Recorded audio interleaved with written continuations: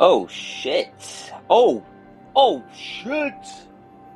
We are online, guys. Sorry about the little wait. I had to just kind of get in the zone a little bit. I had to get ready. I had to just kind of relax for a while, even though I've been relaxing all day today. Honestly, I went to the studio. I was like, let's start some drawings. Let's get it started. But I just was on my phone and laying in the middle of the floor for, 2 or 3 hours. I think my body needed that. My mind needed that. I just needed to rest for a second, so I didn't get any real work done, but I mean, I feel refreshed and rejuvenated, and I'm in a good mood. So tonight should be a good one, I hope. And I also got Bad as I Wanna Be, the New York Times #1 bestseller, brought to you by Dennis Rodman, and it looks great. It looks fun. It looks like we could really read this thing in like no time. Yeah, I didn't know it was going to be this big. I thought it was going to be like something like that. But it's tiny. Like I like it though. It's like I could read this on the wherever I am, and it's printed really cool too. It looks like a zine, bro. Like it looks fucking cool. So I can't wait to get into this thing and like if a page just looks cool, I'll just flash the page. Like this looks like a lot of fun, and I can't wait to get into it. Dennis Rodman was my all-time favorite basketball player. Like even when I was a child, and like I heard the FAGGOT word for the first time in reference to Dennis Rodman. When I was a child, my roommate or my neighbor's dad asked me who my favorite athlete was, and I said Dennis Rodman. I don't care about sports, but his personality was just so big. Even back then, I didn't know sports at all. I was just like, I know who Dennis Rodman is, and he's tight. So I said Dennis Rodman, and he said I knew he was a F8. I could hear him under his breath say that about me. It's the first time I heard that word before, and it struck me as like, oh, this guy's not cool kind of thing. Like, oh, this guy sucks kind of thing. Like calling like a calling a child that is kind of nuts. It doesn't matter who you are. I think that's just nuts. But what else now? Yeah. So I mean, I've watched his 30 by 30. I've watched the Bad Boys, the Detroit Pistons special. I'm familiar with who he is and like what his story is like. But I mean, I want to hear it from the horse's mouth. So we're gonna get into that tonight. It's gonna be really fun. And then I have three beverages with me tonight. I have two of these. You're familiar, I'm sure. Hooray beer. You've seen the ads when you were a kid, right? Jamaican lager beer. And I love the bottle. I love the shape. I love the amount that's in there. Like, it doesn't feel like you're getting too crazy. And then we got a third beverage, the Sunshine, naturally essenced LaCroix. What the hell does Sunshine taste like? I can't wait. Should we find out right now? While my palate is still pure, let's try it out right now. This is an online review. This is the review of the sparkling water Sunshine naturally essenced LaCroix. This is running on empty food review. Mm. Oh, that's good. Oh, that's really good. That kind of tastes like bubble gum or something. Like cotton candy bubble gum, like that kind of ice cream flavor a little bit.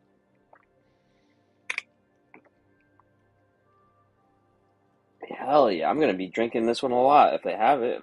If they keep getting it at the store I go to. Hell yeah. They always have like specialty weird things. Always. Like I'm addicted to L-theanine in my energy drinks. All their energy drinks, like they always have something stocked with L-theanine in it. You gotta look around a little bit because they run out of stuff a lot, but it's like you'll always find something with L-theanine in it. I kind of need that shit because I like the feeling it gives me.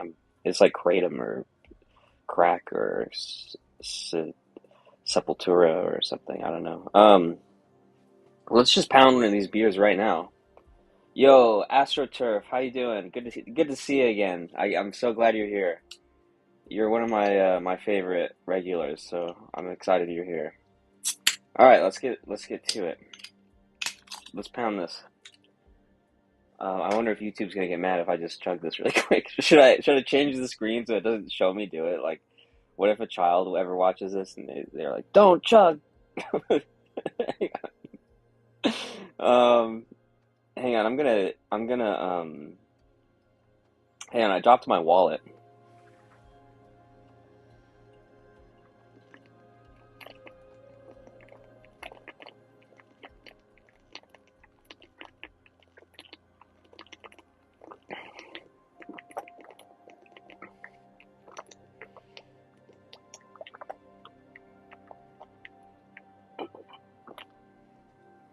Oh God.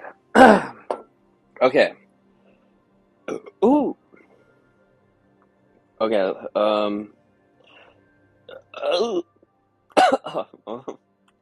um. Well, we're one beer's gone, you guys, already. I only brought two from. I got a sixer, and then I left four at the studio in case I have a friend over or something. So we have the second one already. Let's pop that open.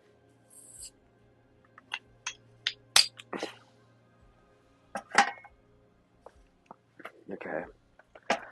I always carry this with me. I don't want to show it because that's another YouTube violation probably, but it's helpful. It's helpful to carry something all the time.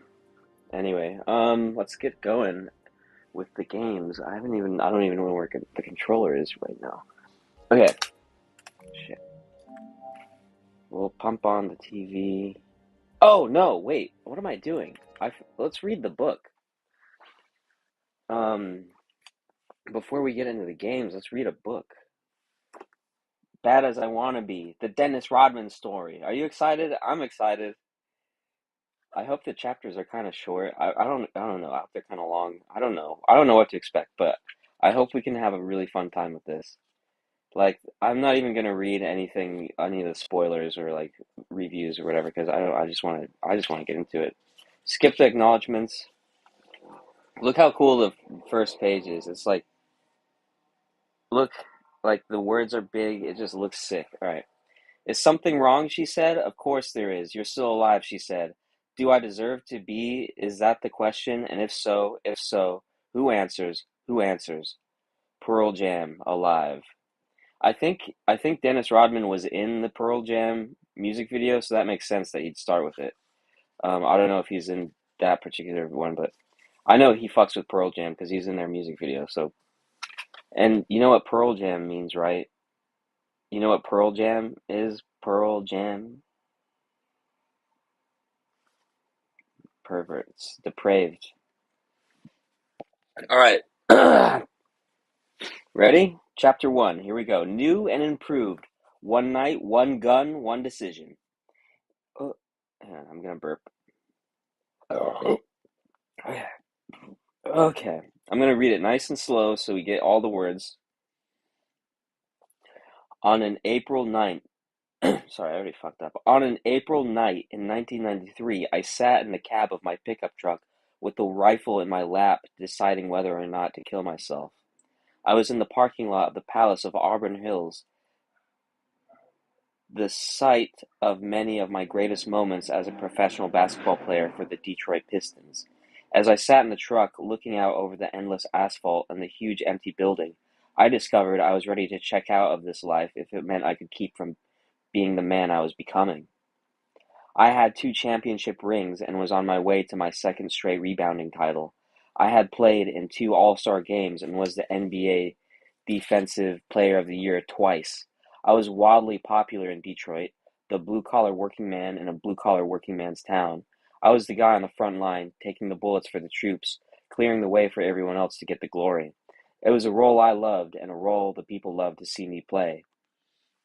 I had all the material things everybody wants, a big house, a Ferrari, name recognition. Ah, I was a huge success story, a made for TV special in the living flesh. I had risen above a tough childhood, poor education, trouble with the law, and a stretch of homelessness. I was a black kid from the Oak Cliff Project in Dallas who had been shown another side of life during college by a white Oklahoma farm family. My story read like fiction. Um, yeah, it's an autobiography. It's Dennis Rodman, bad as I want to be, guys. What the fuck? I told you already a couple times. All right. Let me get back to the book, okay? From the outside, I had everything I could want. From the inside, I had nothing but an empty soul and a gun in my lap. Earlier that night, I wrote a note to a friend of mine, Sheldon Steele, explaining how I was feeling at the time. I drove over to his house late that night, dropped off the note, and drove to the arena. I don't remember exactly what the note said, but I was letting him know I wasn't sure I could continue on my current path. The note was personal, but it wasn't meant to be a suicide note. Later, it was reported to be one, but that wasn't my plan when I sat down and put the pen on the paper. The rest of that night is crystal clear in my mind and will be forever. It wasn't unusual for me to drive out to the arena on nights when we didn't have a game. The arena is out in the middle of nowhere with this huge parking lot that seems to go on forever. I would sometimes drive out there late at night or early in the morning and do some target shooting. Other times I went out there to work out in the Pistons weight room. I don't live my life by anybody else's clock. If I feel like doing something, I don't care what time it is, I just do it. Unless I absolutely have to be somewhere, time isn't a big factor for me. I don't wear a watch, I don't worry about what time it is, and I don't like to waste time sleeping. I know night and day, and that's probably about it. It was late when I left Sheldon's house, probably 2 or 3 in the morning, and I decided to go drive to the palace and get in a workout. I thought I could work some of the anxiety and pain out of my body by throwing some weights around and cranking Pearl Jam. This happened near the end of my seventh and last season with the Pistons, and the team was going downhill fast. We ended up sixth in our division that season with a 40-42 record, and we didn't even make the playoffs. That's pathetic when you consider we were champions just 3 years before that.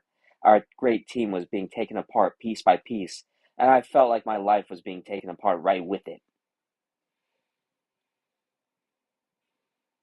Huh? Yeah, yeah. Okay. There was nobody around when I got to the arena and let myself in. I worked out hard. I was working my body to the bone, lifting and listening to Pearl Jam. He said he's mentioned Pearl Jam twice now. I think he's a big fan. There was nobody else around, just me and the weights and the music. The place was like a fucking tomb. I tried to take those weights and throw everything at them, all the pain and sorrow that was running through my body. Um, yeah, yeah, I'm always practicing. Always practicing. Always visiting. When I listen to Pearl Jam, the music releases everything that's bound up inside me. It's hard for me to explain, but their music is so real. It makes me think about everything in my life. At that point, I didn't need much encouragement. I was thinking enough already. I was thinking a lot about how fucked up my life was, how much bullshit I was going through all the time, and wondering how much more I could take. I must have worked out for 2 hours before I closed the place, completely exhausted, and went back to the truck. I set it that way. I put it on the lowest quality I could make it, King Bingo. I don't like HD stuff. Why would I put it on HD, 4K, UH? What? Why would I do that? As I was walking out, I thought, fuck it, the gun's in the truck. It was that simple. The whole time I was thinking that I shouldn't be doing this. I shouldn't be here. I shouldn't be an NBA player. This is all some fantasy world that I have no right to live in. I was just a kid from the projects who was always too skinny or too funny looking to be taken seriously. I was the kid they called the worm because of the way I wiggled when I played pinball. Me living this life with women and money and attention everywhere. It didn't seem real. Yeah, you could call it that. The rifle was in the truck under the seat. I turned Pearl Jam on the stereo and reached under the seat and grabbed the gun, wondering if I could do it. I knew right then I could. I could take that rifle and blow my fucking head off. There was that much pain. The life that might have looked so good from the outside was caving in on itself because I couldn't continue to be the person everyone wanted me to be. Yeah, punk rock's cool. I like that stuff. Whatever. I couldn't be what society wanted an athlete to be. I couldn't be the good soldier and the happy teammate and the good man off the court. I tried and I failed. I tried marriage for the good of my child and had it blow up in my face. Yeah, I could. We'll see what they're like. I don't. I've never really tried to listen to them, but we'll try and watch the Dennis Rodman music video after this. I tried marriage for the good of my child and had it blow up in my face. I tried to be loyal to my team and my teammates and had that explode when the organization began to tear the team apart. I tried to do all those things, all the right things, and I got nothing but pain and suffering in return. Everyone was gone. My teammates were gone. My child was gone. My couch. I always get coach and couch mixed up. My coach was gone. I was alone, bro, all alone. I was out there exposed and hurt. It would seem to have been the lowest point in my life, but it didn't really feel that way. It felt to me like a standstill point. I felt stuck, paralyzed. I knew I could get the fame and the money, but how do you learn to deal with all the bullshit that comes with it? They don't teach you that part of it. You have to find it out for yourself, and that's what I was trying to do. A lot of people say they wish they were dead, but how many of them really believe it? How many of them are really willing to act on it? Most of the time, people are looking for pity or sympathy. I wasn't into that. I wouldn't have been sitting in the middle of a huge empty parking lot at 3 in the morning if I was looking for attention. That was the last place I was going to get any attention. I didn't want anybody else around. This was a battle with myself. Nobody else mattered. I just kept thinking, this isn't me. This isn't Dennis Rodman. You're looking at somebody who's living somebody else's life. I was sitting there wishing I could go to sleep and wake up in Dallas back home. A normal, grinded out, 9 to 5 guy, just like I was before any of this. Lightning struck in my life. I was burning a big hole in my soul. And for what? I had everything I wanted, but I was trying to be somebody I wasn't. Are there other chapters to this, or no? Let me see. This goes on for a bit. I mean, it has these like, okay, there are chapters. We'll read the whole chapter. It's only like 8 more pages. I know this is really emotional. Like I've felt kind of like this before. Never with like the fame and the glory, but like I've felt suicidal before, and it's pretty accurate. Anyway, the life I was leading had changed me into somebody I didn't even know. As sat there, I thought about my whole life, and I was ready to cash it all in. Just pull the trigger, bro, and give it to somebody else. Pass on all those problems. There was some real pain there. I didn't know who I was or where I was going, and nobody seemed to understand that but me. I thought about my father, the aptly named Philander, Philander Rodman, who left us when I was 3 years old and never came back. My mother says I used to walk around the house after he left asking when Daddy was coming home. She knew the answer, never, but she always tried to keep me from being hurt by that truth. I thought about my mother, Shirley, who raised me and my two younger sisters all by herself in the Oak Cliff projects in Dallas. There were times when we were hungry, many times, but she worked 2 and sometimes 3 jobs to keep us going. I thought of a girl from Dallas named Loretta Westbrook, one of my sister's friends, who convinced me to try out for the basketball team at Cook County Junior College. I was 21 years old, working a part-time job cleaning cars at an Oldsmobile dealership. Yeah, this is really fun to read. I mean, he might have had a little help, but yeah, totally. I mean, I'm having a blast reading this. This is so fun. 6 months earlier, I'd been fired from my job as a graveyard shift janitor at the Dallas-Fort Worth airport for stealing 50 watches from an airport gift shop. I was a nobody, just bumming around with some hoodlum buddies. Sometimes I walked the streets all night knowing I had nowhere to stay. I wasn't going to try out for this basketball team. What would I do in college? But things were happening to me, strange things, things that don't happen to anybody else. I had just grown an incredible amount, 9 inches in the 2 years since I'd graduated from high school, but I still didn't think of myself as a basketball player. Let me chug a little bit. Cheers, y'all. It's Friday. It's Friday!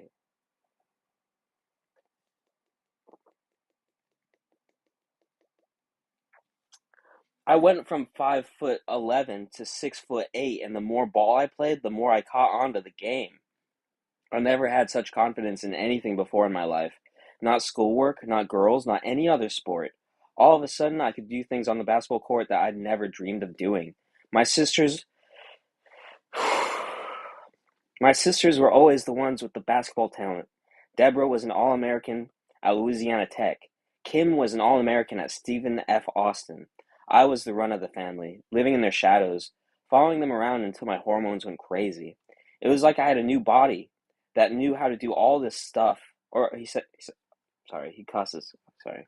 That knew how to do all this shit. The old one didn't. There was a lot of pain and suffering in my childhood. But when I lay down in bed at night in that Oak Cliff project, I always had the same thought. There's something big waiting out there for Dennis Rodman. This wasn't logical thinking. I was a goofy kid who was so shy I sometimes hid behind my mom in the grocery store. It didn't seem that anything major would ever happen to me, but I didn't think I was just kidding myself. I didn't think it was a foolish kid stuff. I put reason aside and honestly believed I could be famous someday. But I never thought of basketball as an outlet for me until I started growing, and Loretta Westbrook saw me play and arranged that tryout at that little school in Gainesville, Texas, about an hour's drive from the projects. Loretta had seen me play, and she had played at Cook herself. Turns out she was a damn good talent scout. Something made me go to that tryout. Maybe it had to do with those childhood dreams, but something pulled me to that school. For some reason, I believed her. It's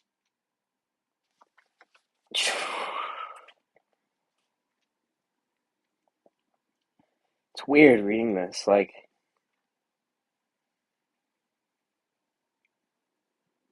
I don't know, reading like intimate details about someone else's life is kind of a trip. Because in a way, it reminds you about yourself, and you have these like flash memories that you never really thought about. Fuck, dude.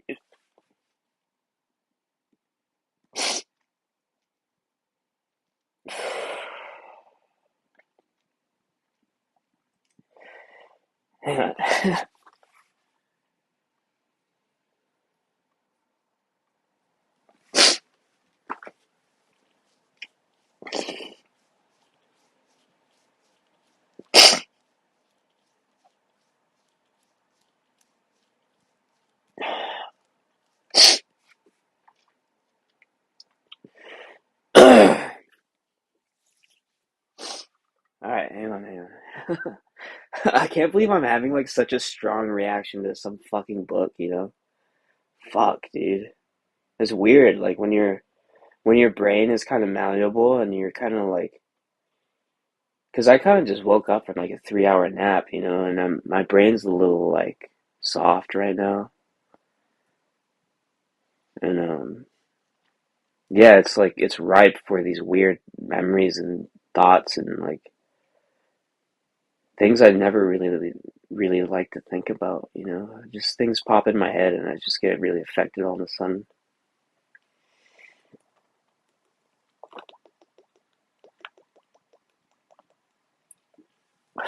Yeah, I mean, me and this dude share the same birthday. It's insane. Like, he was always my favorite. And we got this like cosmic connection somehow, you know, like being born on the same day means something, I think, you know, like not many people are born on May 13th. I was born on Mother's Day. I was born on Mother's Day in 1990. It's always like the second Sunday or some shit. So like I was born my on Mother's Day. I popped out of my mom on Mother's Day. I like gave her the most pain and like also, I don't know. I think I've seen. Yeah, when my nephew was born, I went to go get a pack of smokes at the 7-Eleven after like rearranging the parking of the cars because we were parked on the street like outside the hospital. So I was like, I'll go like make sure the cars are in the right spot so we don't get tickets. And I just went to the smoke shop and I just sat there smoking a cigarette and I was getting my phone blasted like, he's coming out. Like, it was like, fuck, dude, I'm sitting here smoking cigarettes, like thinking about all this cosmic shit. And like, that's how my nephew was born, you know? And my older brother was there when I was born and he cut the umbilical cord. And it's weird because my family kind of saves like teeth and like locks of hair. And like for a while we had the fucking umbilical cord. We had it in like a jar. Anyway, let's get back to the fucking book. God damn it. I'm sorry, guys. I'm a fucking raw nerve a lot of the time. Yeah, I wish I could smoke. I don't have any weed right now. Weed usually chills me out, but weed kind of makes me mellow. All right, something made me go to that tryout. Maybe it had to do with those childhood dreams, but something pulled me to that school. For some reason, I believed her. I guess somewhere inside me, there was a part of me that believed in myself. I took it from there, with a few bumps in between, and made myself into an NBA player. I can honestly say I never had anything handed to me on my way to the NBA. I came out of nowhere like I do when I fly in for a rebound. Nobody made me. I made myself.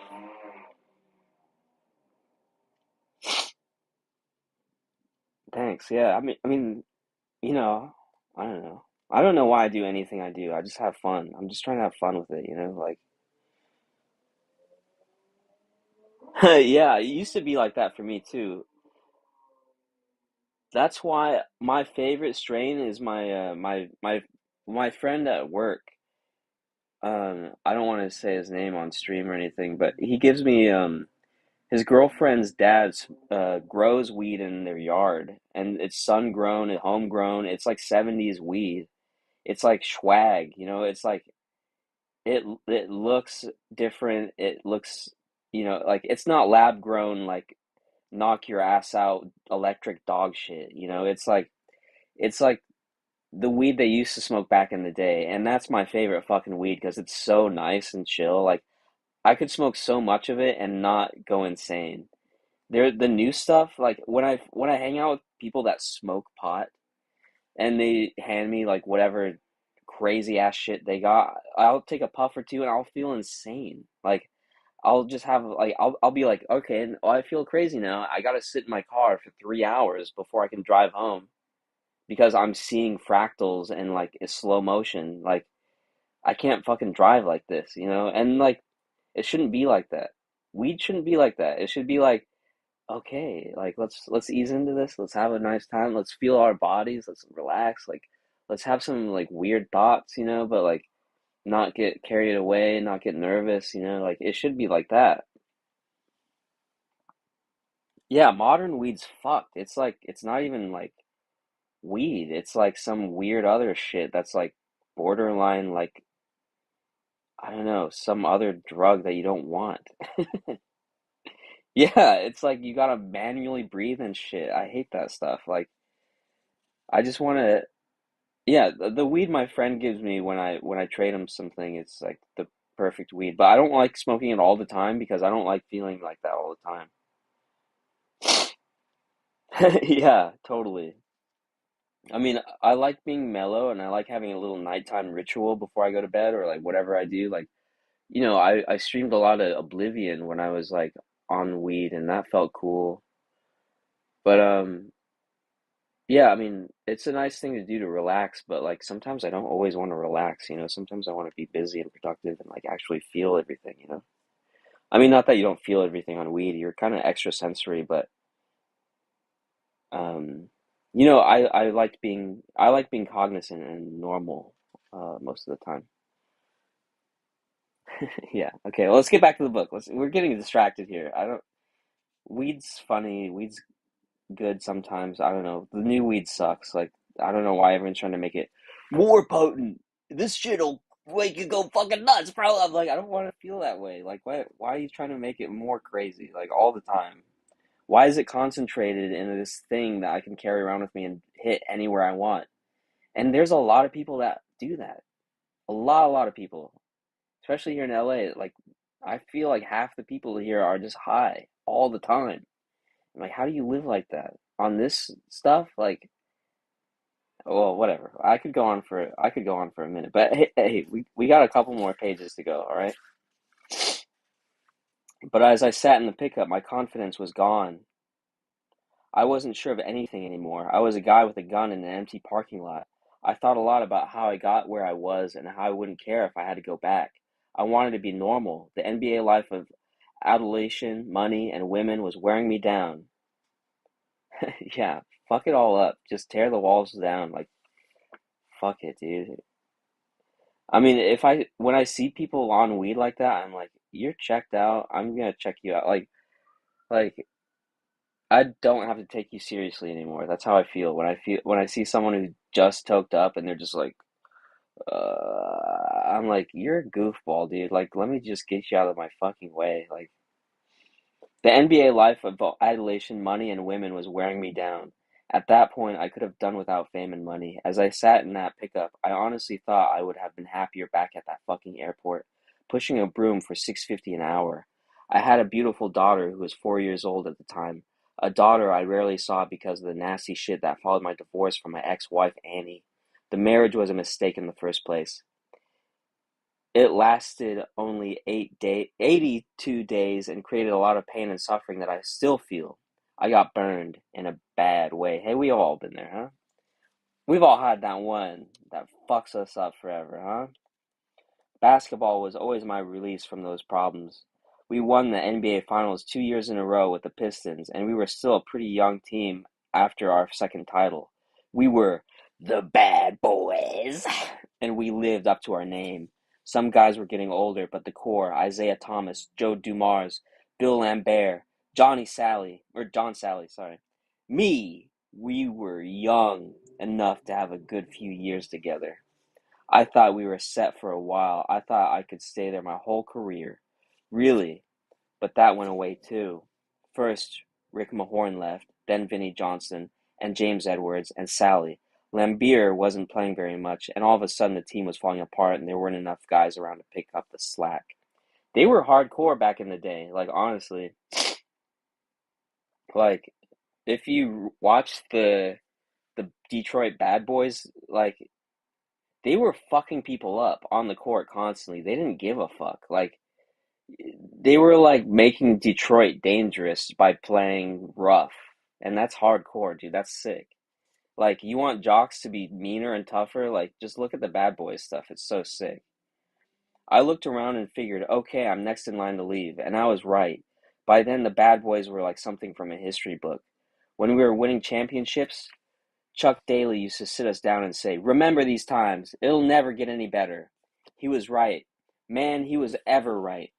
Those teams had everything: power, finesse, brains. We could beat the ugly shit out of the other team or be petty or be pretty about it. It didn't matter, bro. You pick how you want to lose because we didn't care how we beat you.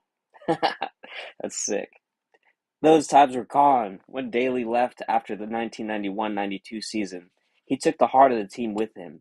That man had taught me more than anyone in the world about basketball and what it took to win in the NBA. When he left Detroit, it was like they pulled my anchor out of the water. All of this was running through my mind: personal problems, professional problems, everything. I was two people, one person on the inside, another person on the outside. The person I wanted to kill was the person on the outside. The guy on the inside was fine. He just wasn't getting out much. The guy on the inside was normal. Even though he had a lot of money and fame, the guy on the outside was all fucked up, not knowing what he wanted. I came up with an idea. Fuck the gun. Why not just kill the guy on the outside and let the other one keep living? I already knew I could pull the trigger if I wanted. If that was some kind of test, I'd already passed it in my mind. I was searching for a way to become, or I was searching for a way to come to grips with that person I didn't want to be. I wanted to get that part of my out of my life and let the other one out to breathe. And if I got rid of that life, what options did I have? I could have gone off and been a 9 to 5 guy who would have been happier and would have had fewer problems. My bank account would have suffered, but I would have been able to walk the streets as a normal person. That's all I was looking for. The other option I considered was to keep going, or keep doing what I was doing, and try to fool people into believing I was something that I wasn't. Then I thought of a third option: live a normal life, stay true to myself, and stay exactly where I am. I sat in that pickup and had a duel with myself. I didn't need the gun. It all took place in my mind. I walked one way and I walked the other way. At 10 paces, I turned and shot the imposter. I killed the Dennis Rodman that had tried to conform to what everybody wanted him to be. The choice I had to make was this: did I want to be like almost everyone else in the NBA and be used and treated as a product for other people's profit and enjoyment? Or did I want to be my own person?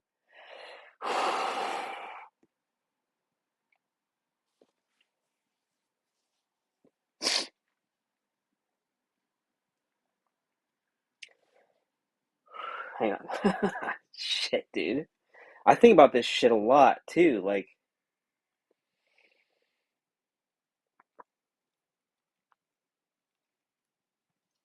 fucking hey, man. This is hitting me pretty hard. I don't know why. Like, It's almost like I'm reading my own thoughts in someone else's head.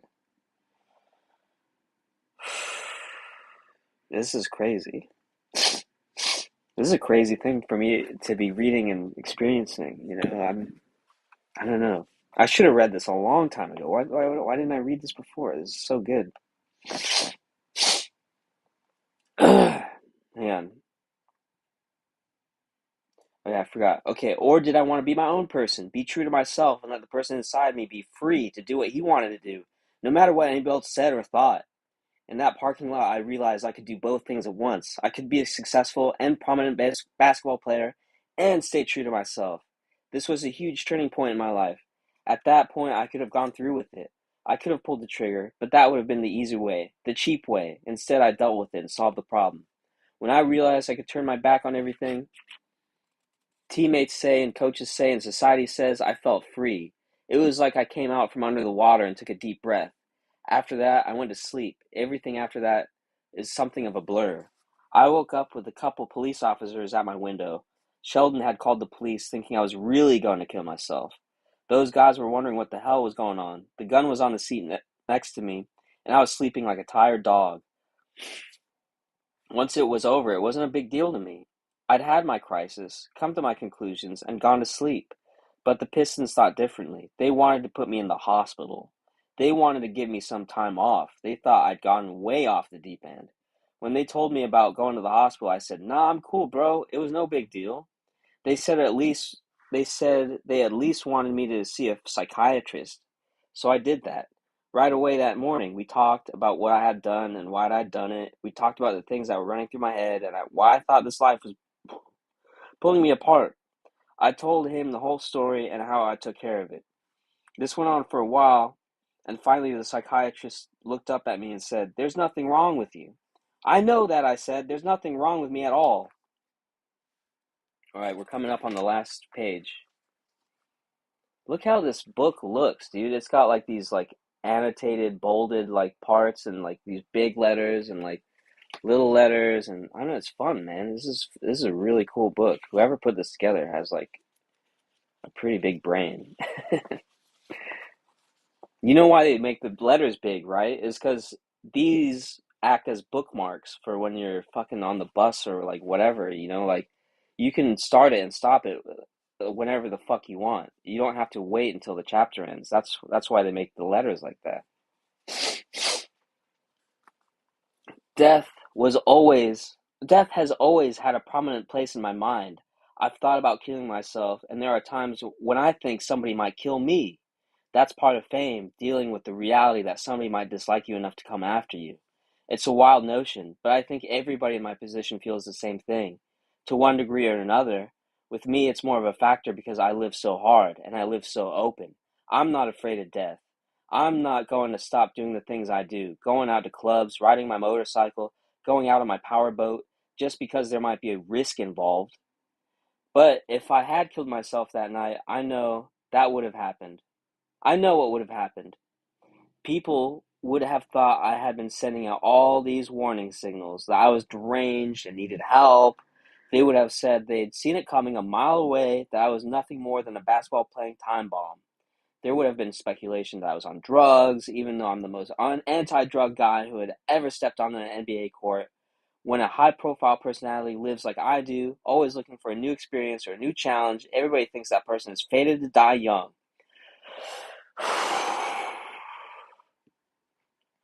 Yeah, the powerboat line's pretty sick. Like, like, I've been on a couple powerboats, but I've never fucking owned one, like, those things are crazy.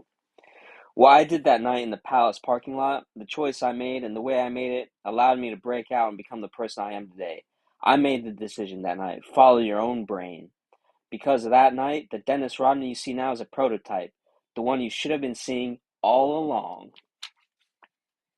And look how chapter 2 starts out. Look how that looks. It's got a cool picture. It's got this big ass headline like right here. Like, can't wait to read more of this shit, dude. This is fucking awesome. All right. There we go. There we go. That's the reading portion. Thank you for bearing with me for that. Now let's get to the fucking whatever else we're gonna do tonight. And the TV volume is not working. Let's see if I can get that working. There it is. Yeah, it's like a zine or a newspaper, or it's like a fucking. It's not like a book. It's like a tabloid or something. It's something else. It's both one thing and something else at the same time. It's smart. It was what it is. It's really cool. Really excited about this book. This is gonna be fun. We're gonna go through this every fucking time I stream, guys. Like, I'm gonna get through this in like a week or two. Alright, what do we play now? I got Call of Duty on deck, Fortnite, Wanted Dead is fun. Like, I've been having fun with that. Death Stranding 2 is trippy and weird. Oblivion, we could just turn our brains off for that and talk. Kingdom Come Deliverance. Yeah, it's beautiful. And I like how it's like almost pocket size too. I didn't expect that. And it's $9, guys. It's $9 on Amazon. I don't like using Amazon very much, but for like little things like books or whatever, like it's fine for books. That's all I buy on Amazon is books, you know? Like, but I head to the bookstore and I see if they have it first, and if they don't, I just fucking Amazon it. Kingdom? You want to watch Kingdom? We're gonna be quiet for a lot of it. Or we could do Max Payne. I've been digging the Max Payne vibes too. Like, it's a cool game. My inclination is Call of Duty or Death Stranding, but I'll play whatever you guys wanted me to play. Yeah, I've never played Minecraft. I don't really have an interest in it, but I've seen people build things in Minecraft. It seems like The Sims, but a little weirder. And like when people show me their creations, I get excited. I'm like, wow, you built your little house? That's cool. My nephew showed me his house. It was insane. My nephew, who I was talking about earlier, he's a little older now. I think he's like 7, but he plays games now, and he showed me his house in Minecraft last time I went to talk to him. And he's got a dog room, and he's like, yeah, dude, let's play Max Payne. It's fucking fun. I can't remember which part we're on, but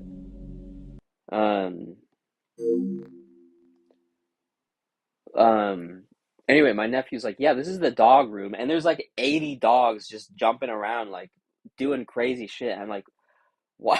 Why do you have so many dogs in your house? Like, this is crazy.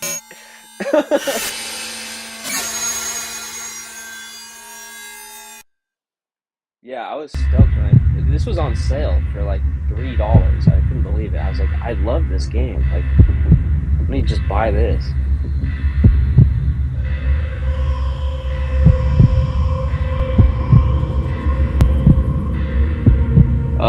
PS5 with a capture card and OBS.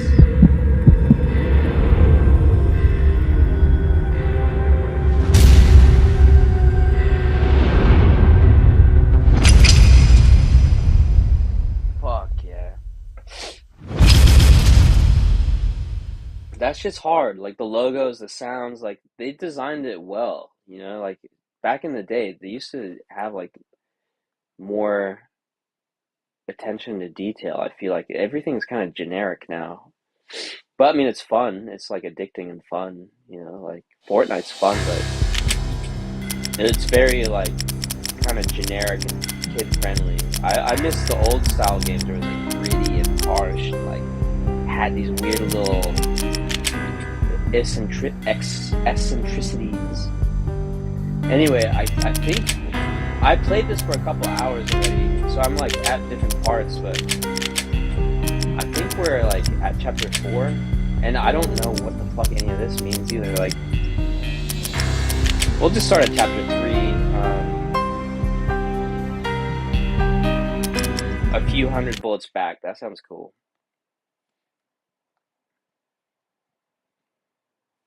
Anyway, I got the Sunshine LaCroix. I got the fucking Red Stripe. What are you guys drinking? Should we murder the junkie? I've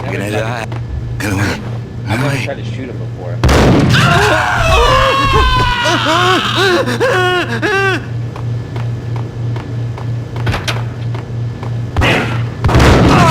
Alright, I gotta explain how to play.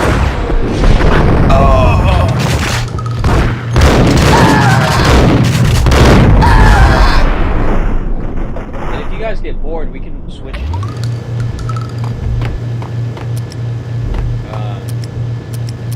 I'm not, you know, I mean, I'll play whatever. I found Muerte's room.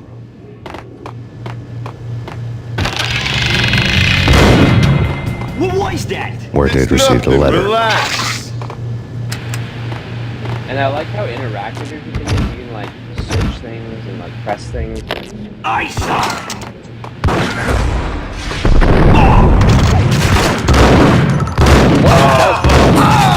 Point blank. Yeah, this game is fucking awesome. Like, I remember playing this at my neighbor's house all night long. Like, I was awake and he was asleep, and I was like, let me just fucking... now I get to focus on the fucking game. I don't gotta, like, placate this.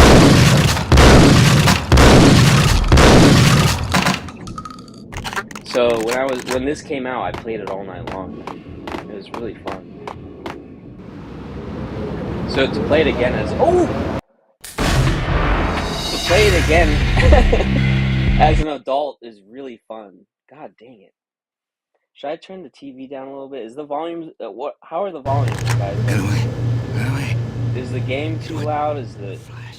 Can you hear my voice loud enough? Like, here, I'll go halfway. Is this better? Or do you want to hear the boom? Do you want to hear, like, more of the guns and less me?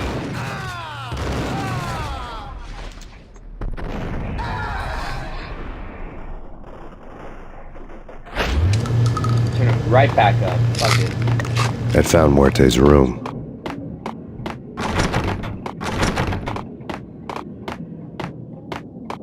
Okay, alright, we'll adjust it. Like, we'll put it halfway. How's this? Because I know, like, in Call of Duty, like, the bullets are fucking loud as fuck. Because I review the streams every once in a while. I'll be like, what was that like for the viewer? And I'll, like, just watch it for a second. I hate my fucking voice and everything. Like, it's not... I don't like watching it back. I'm not like, ooh, let me analyze that. I'm like, let me just see what people are, like, ingesting when I do this shit, you know? Like, is this fun? Is this entertaining? I don't know.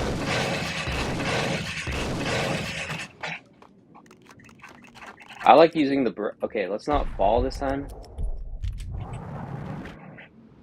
Okay,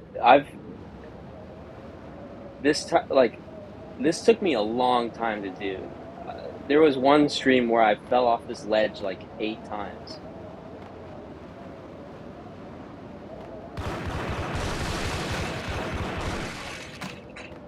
I didn't want to know what had happened here. It was not a pretty sight. Oh wait, is the TV volume on? Can you hear this twice?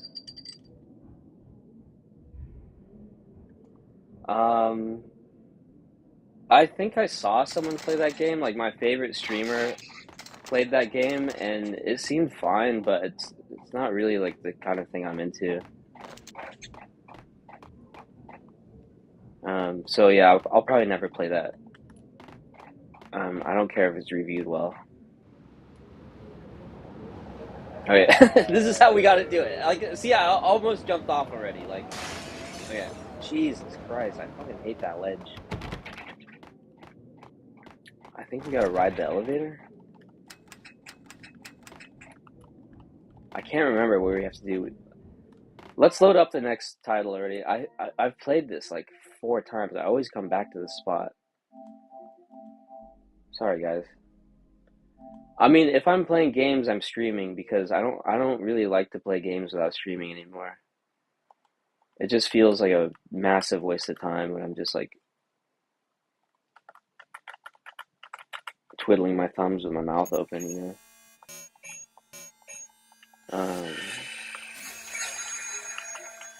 And the reason I started streaming was to make 1 hour feel like 5 hours, you know, because when I do this, it takes a lot out of me. Yeah, I mean, some of my favorite games reviewed really bad. Like I'm playing Wanted Dead. That game is fucking awesome. And it reviewed like dog shit, and no one played it. That's why I got it for $5 the other day. Like, I don't have money to buy games, but if something's $5, it's kind of hard to not try it out. All right, we'll just load up the latest one. I don't know. But yeah, I mean, like so many games will be like 9 out of 10, 10 out of 10, and I'm playing it. I'm like bored in an instant. I'm like, yeah, I don't know. This game doesn't work for me. It doesn't hook me. Like, I don't Turn know. around, walk away, blow town. That would have been the smart thing to do. Guess I wasn't that smart. Yeah, the TV volume's on. Lupino's tenement buildings were a seedy hangout for Yeah. all kinds of sleaze. A liquor store, a pawn shop. A Like, laundromat Elden full of Ring monster got Game of bookies the and Year loan sharks. all list over the went on. place. I don't like that game. The how and why of it was a mystery to me, but they knew I was a cop. It They looked knew I was interesting. coming, and they were going to get real trigger. Wanted Dead looked interesting. It looked like a 90s game. That's why I bought it. I got to see Lupino's hangout all lit up. A bomb went off, turning snow into liquid gold. A pillar of fire lifted the remains of a car straight up. This is where we are. The flames were highlighted on the hood of a black Mercedes-Benz as it coasted down the street. It was slow. $5 and it As looked if the driver interesting. didn't I didn't know buy where it they because it were looked going. bad.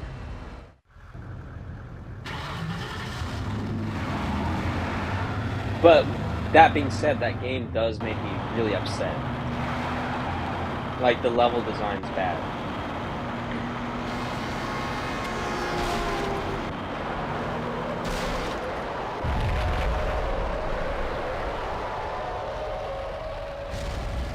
Anyway.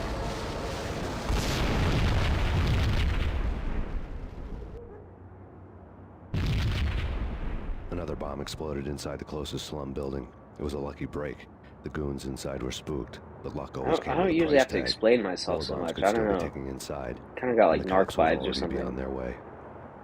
Jack Lupino's suite was on the top floor.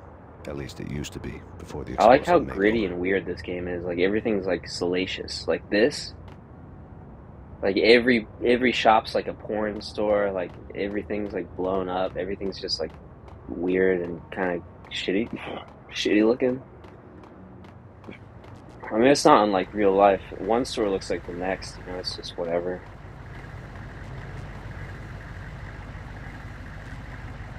Yeah, I didn't put this room together. The guy who lived here before like put these up, and they don't really work very well. Like it gets fucking hot in here, like during the day. That's why I don't really come home before like 9 o'clock usually. It's because like it's just too hot in here. The evening sun really beams through, and it's impossible to be in here. And like when I'm at home, I don't really like to hang out with my roommates very much. Like I'll like. So most of the time, I'm just in the mood to just be by myself, and the easiest way to do that is just chill out in my room.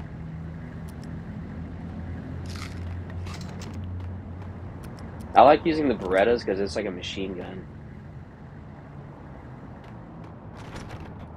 Yeah, I'm sure they're just like IKEA curtains or something. I don't know.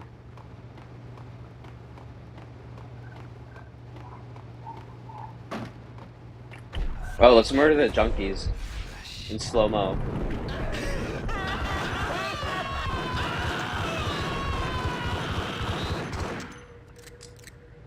Mag dump on them. Let's just mag dump on the junkies.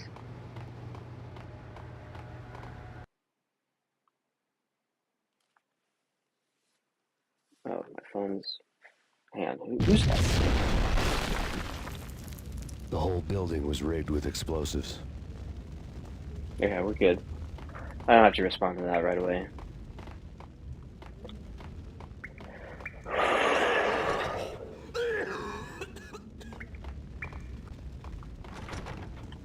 Alright, what?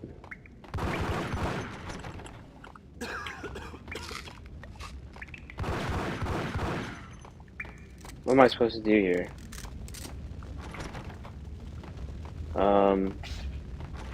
Alright, we're stuck. What game should we play now?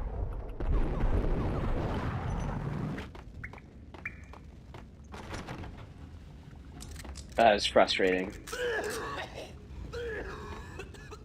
Alright, let's search. I can't find a solution here.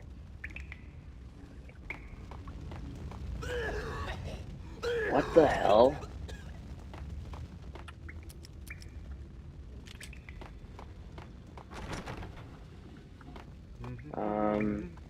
Am I supposed to know what to do?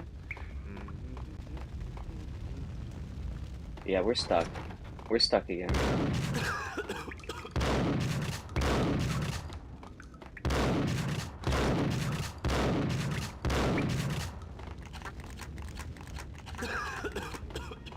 Who's making that racket?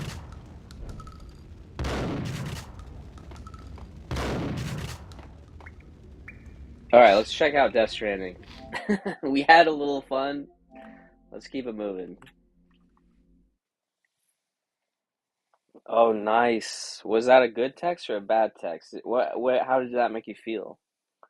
Whoa. Were they spicy? Were they regular? Were they mundane? What did that make you feel like? Did you say anything back? I mean, there's people that would, if they texted me, my heart would explode.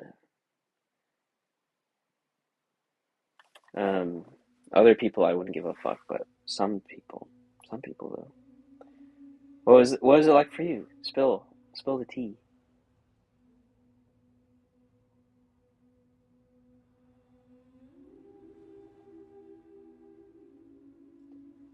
20 pics of what though? Like her naked body or just like her food or like what? Oh, okay, yeah. I don't know. That wouldn't thrill me that much, but you know.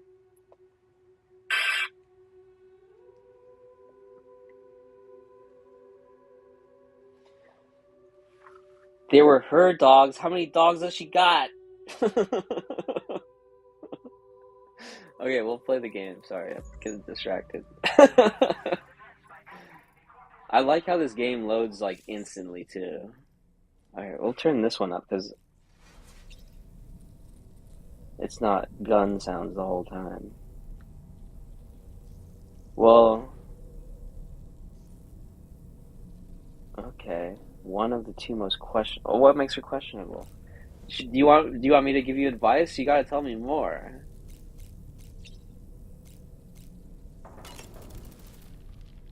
Are you sure you're all right, Sam? I did notice that you were tossing and turning in your sleep. Well, yeah, I guess. I mean, I don't really go for that. I usually just go for people that are like nice to me. If they cause a lot of stress, I'm just like, so you thinking that you're evil? Hmm. I mean, everyone's capable, you know? I mean, even the most altruistic people have their weird little things sometimes. And I'm still not sure what to make of the girl we found in that other place. Why don't we do as Fragile suggested and visit her in the next room? Oh yeah, they just found this demon like mummified lady and like they brought her back to life. So that's what we're on right now. Okay, I'm remembering now what just happened.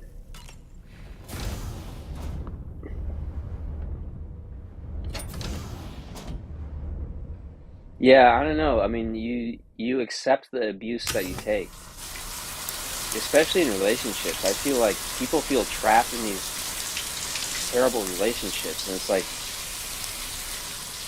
yeah, you don't have to take that.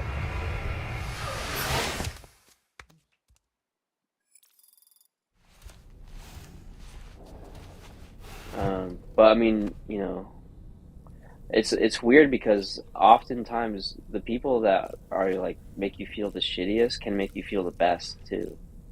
So there's like this yin and yang extremes at play. If you trapped an innocent person. Yeah, I don't know. I mean, relationships that are easy don't really exist, I feel like. Relationships are always kind of work and you gotta devote time and effort and like you gotta be a good listener and a good communicator. Um, and yeah, you just gotta make sure you're not being manipulated or manipulating. You gotta be like, you know,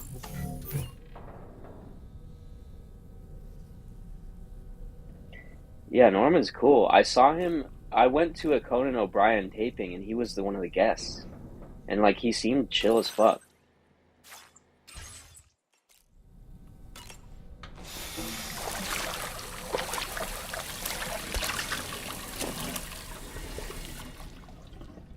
And he's just a badass. He's cool in that Walking Dead show. He's like the only reason I watched it. I mean, at the beginning, I didn't watch the whole thing, but I was like, damn, I want what's happening with Norman Reedus. You know, like What am I supposed to do? Oh, okay. Come on. Gently. You're okay. Come on. Careful, careful, Come on. careful. Come down. You got it? Come on.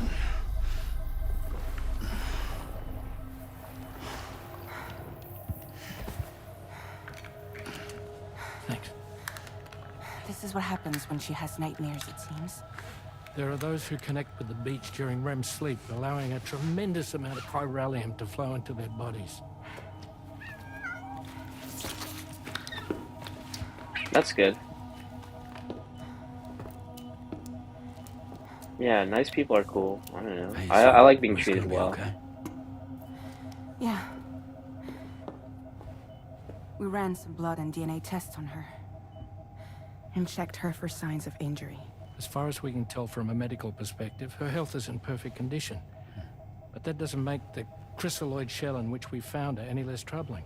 Not to mention the tar-like fluid that came pouring out of it. We're still analyzing both.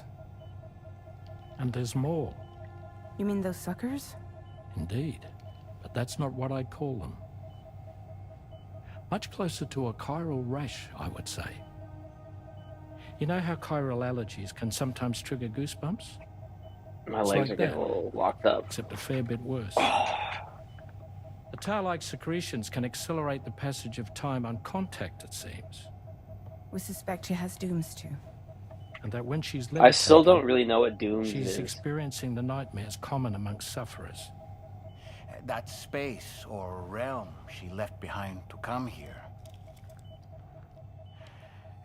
The fellow we saw called it. We just found her. Nirvana. I We don't believe really that know to who me she is. it We looked just like found the her. land of the dead. Even so, she's a living human being. And I believe that she was born in that place. After things settled down, I spoke with her for a little. Or tried to. She was still in shock, which made it harder to communicate. Did she tell you her name? It doesn't seem like she has one. As far as I could tell. So, I named her myself. Tomorrow. Tomorrow, huh?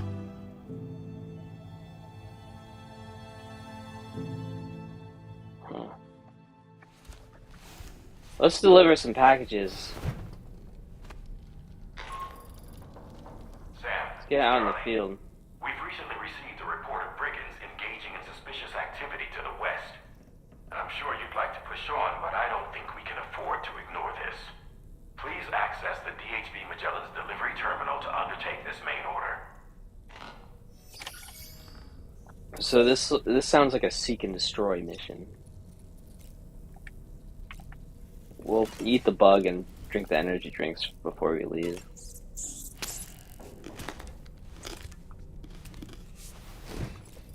Yeah. It's like this weird little hippie tea. It's not. I wish it was Monster. Yeah, this game's stacked. I think Margaret Qualley's still in the game. I haven't unlocked her yet, but you know, she's kind of one of my crushes. I kind of like her. She was at the grocery store that I go to the other day. My roommate saw her.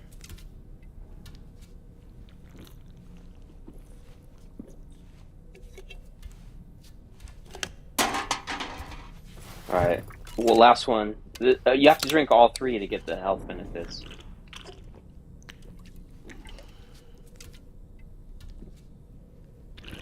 Alright, I'm not gonna piss in the toilet, so we can piss outside. Just like in real life, I prefer to pee outside. Alright. We'll go to the surface. Yeah, there's TikToks where kids eat bugs for money, for like flowers and galaxies or whatever. They're like, I'll eat this bug if you guys send me a galaxy. And they're like in Indonesia with these big weird bugs. Before I forget, Sam, it seems you left some cargo behind outside the Northern Environmental Observatory, where the tar bubbled up before we were whisked away to the other side. You remember all that excitement, yes? Anyway, Tarman was kind enough to collect your cargo for us. It's been placed in your private locker aboard the DHV Magellan. Yeah, I don't care about that. Let's just do the mission. Sam, we've received an urgent request from the Northern Environmental Observatory. Yeah, Brigands you can to the recycle west of the materials in facility this one. have got their hands on a large stockpile of weapons and have taken it back to their base. This happened shortly after the recent Tarfall abated. The surrounding area was littered with a massive quantity of cargo that had been washed up by the tar. The brigands wasted no time gathering up everything they could and hauling it back to their encampment. This included weapons and gear unlike any we've seen before. And now we've begun observing new brigand units in the field. These ones are wearing red, reinforced armor, accented with luminescent light strips. As their unique appearance suggests, they're more resistant to damage. Melee and electrical attacks are especially ineffective against them. These units have clearly been outfitted for close quarters combat, and their sudden deployment is troubling to say the least. Their presence likely indicates that the brigands are gearing up for a raid of some sort. If we ignore this development, the brigands could use their new toys to attack the observatory, and there's no telling what might happen then. I guess we just gotta go kill them all, right? Before they have a chance to do so. Moreover, the latest data from the observatory strongly suggests an explosion of some sort occurred just beneath the Earth's surface not long ago. APAS analyzed the shockwave and has concluded that it is consistent with the type produced by ground-penetrating ordnance. This leads us to believe that the cargo the brigands secured may have included powerful explosive material. Directly assaulting the brigands using firearms risks triggering these devices, and we cannot predict how that would affect the region. Any sort of catastrophic explosion may also have an adverse impact on the tar currents. It is therefore critical that you avoid combat and secure the cargo without alerting them if possible. What? I implore you to take on this main order, Sam. And soon. I gotta be quiet? No way. I'm gonna go in guns blazing. Like always. What am I... Sneaking around? No way.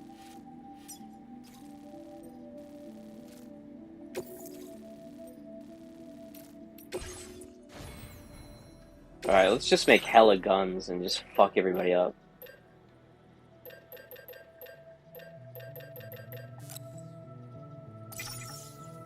Alright, I'm gonna take 2 machine guns.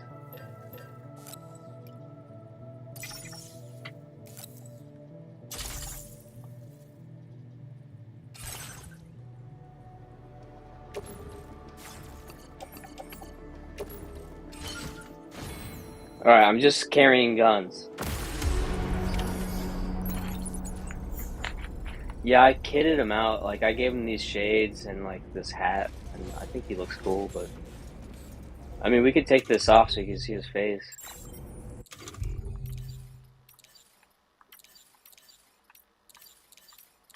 Let's see.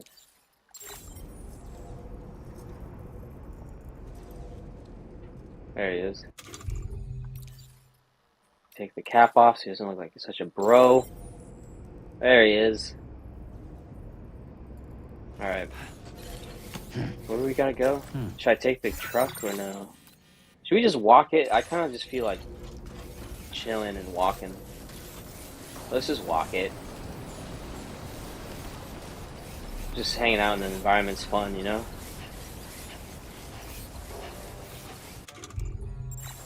Let's see where we go. I mean, I can just do this. Oh, it's not that far away. We'll be alright.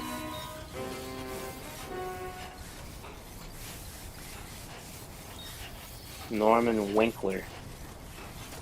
I only know the names Peter Dinkrage and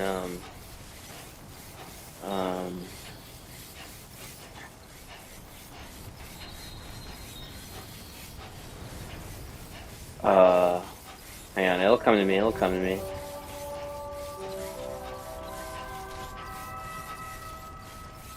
What's his name?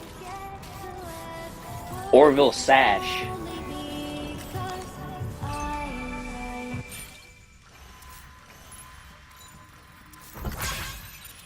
I also fuck with the Sobe lizard. I know him. I know him personally. Alright, let's see. There's a bunch of bullshit over here. What the hell? What am I supposed to do with all that crap? Oh, here's the dude. I'm supposed to kill all these people over here, I think. I only see movement right here. Huh.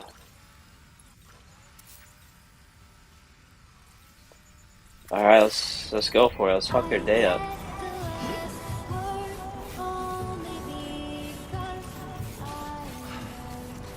Get my gun ready.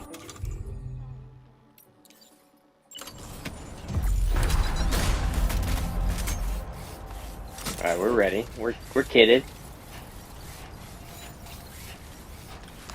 I wish more games had the Needler in it. That's a fun gun.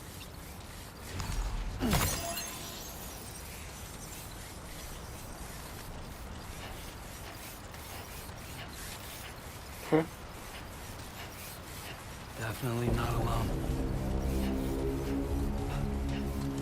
Definitely not alone, he says. What does he mean by that? Oh, I should have brought a ladder. We could set it up on across the water.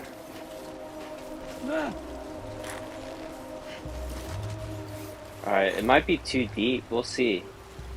What if all the guns come off the backpack? It looks kind of shallow over here. We'll see. Ooh, Lord.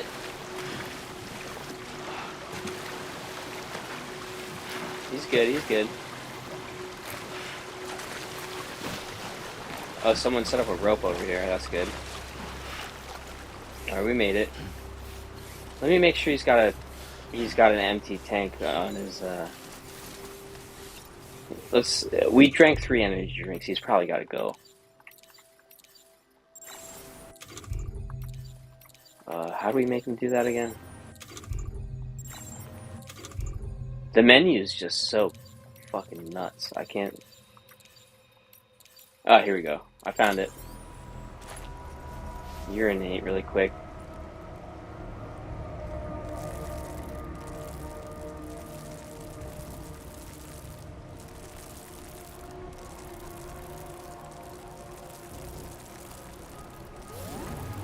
Alright, we're good. I should probably do this in real life too.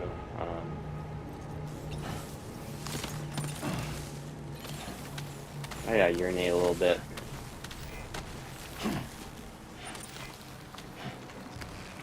Wait, let's like this guy's rope, whoever put this here.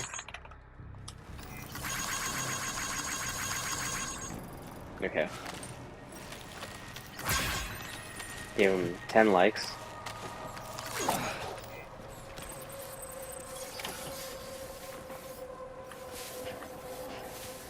Recover all weapon sets and burrowing bombs. Should I recover all this stuff and then kill everybody, or just kill everybody as I go? If you don't pee, he'll pee his pants.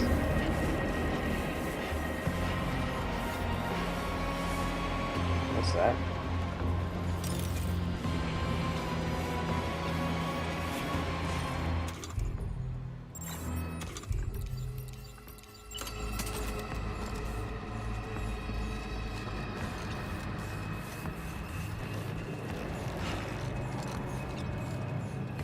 Okay, I don't think they see me. I thought they saw me, but I don't think they see me. Oh shit, there's one. Let's see if we can knock his ass out first, huh?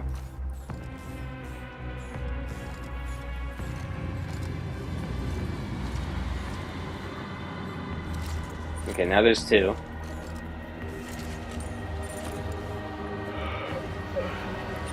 Wait, he sees me, I think. Yeah, he sees me.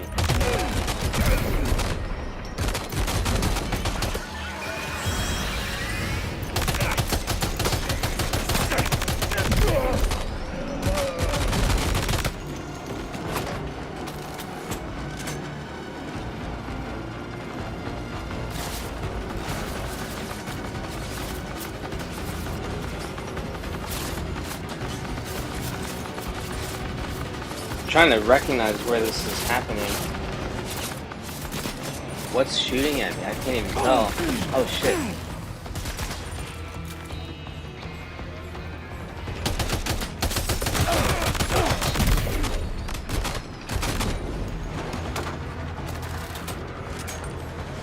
Okay, there's 4 left somewhere.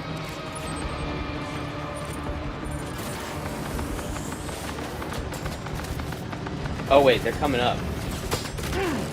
Shit. There's one down there. Oh shit. Fuck. I forgot there's like momentum in this game.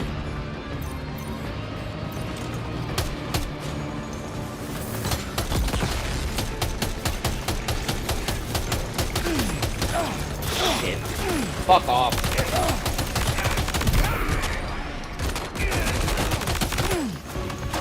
What's hitting me from way out there? Like, can I hit that?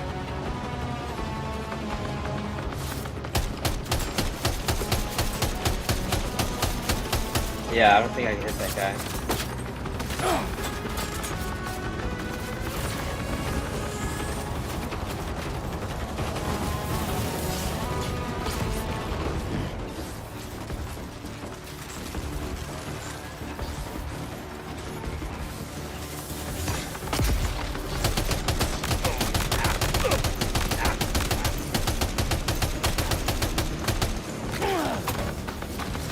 What the hell is that guy shooting me with? Alright, let's fuck this guy's day up with the shotgun.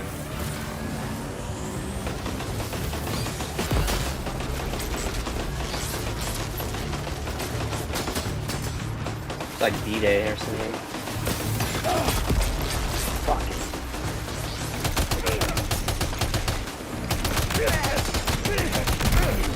Okay, it's just the last one now.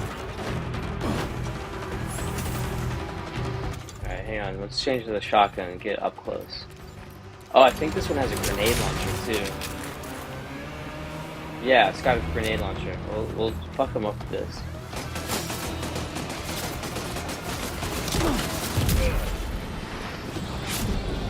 Blew his ass up. They're all dead. Now what?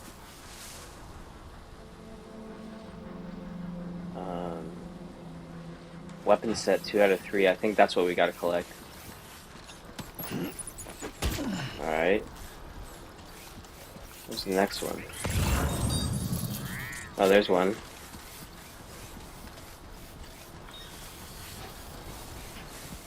Yeah, if you don't pee, he starts saying things like, I gotta pee, I gotta pee.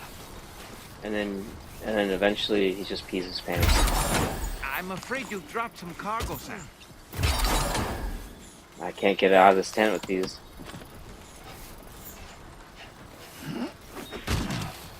Okay, we're good. Whoa.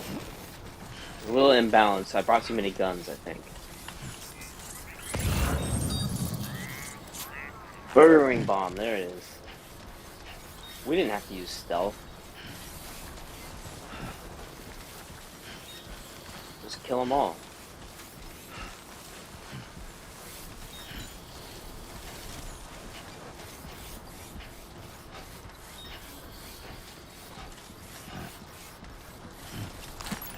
Okay, I got everything. Well done, Sam. That's the last of the cargo. Let's head to our destination and make the delivery. Oh god. Yeah, see, you let go of the buttons once and it just fucking... He starts tripping. Yeah, I knew the Dennis Rodman stuff would set it up good. Like, I knew that was gonna be a fun book to read.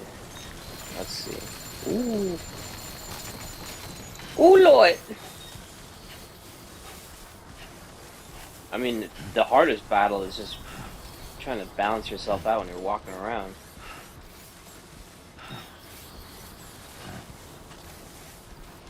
Yeah, Oh, you mean the P stream? Yeah, the P stream. Yeah, I made him a little design and stuff. All right, AstroTurf, sleep well. I like the way you did your hair in the stories today. Looks good. I hope you have a great day tomorrow. You're a real one.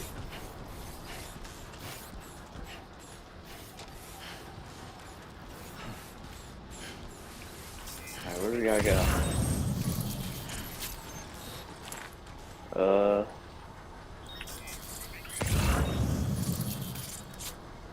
Come on, what you got?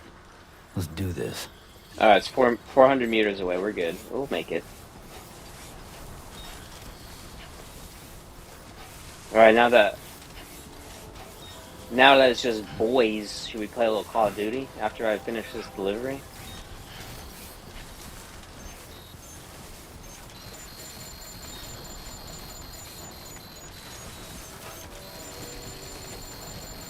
This game's so, like, bucolic most of the time. I like the action sequences, but I mainly like the traversal, like,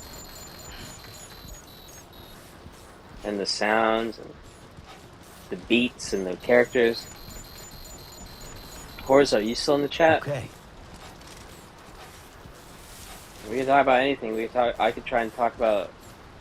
I mean, how did you feel when you got all those texts? Did you feel like it? Yeah, tell me what type of way you felt. Was there yearning? Were you repulsed? How did you respond? Did you respond yet? I'm interested.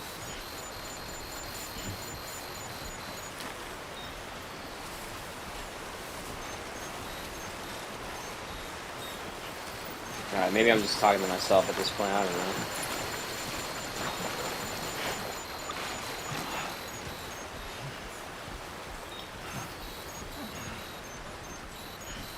Oh, he's tired, his boots are almost worn out.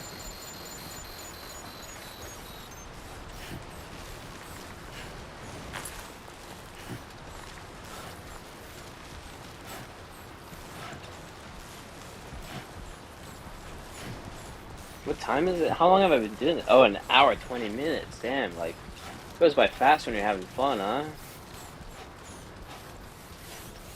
I could stop now after this, but I want to play a little Call of Duty. Yeah.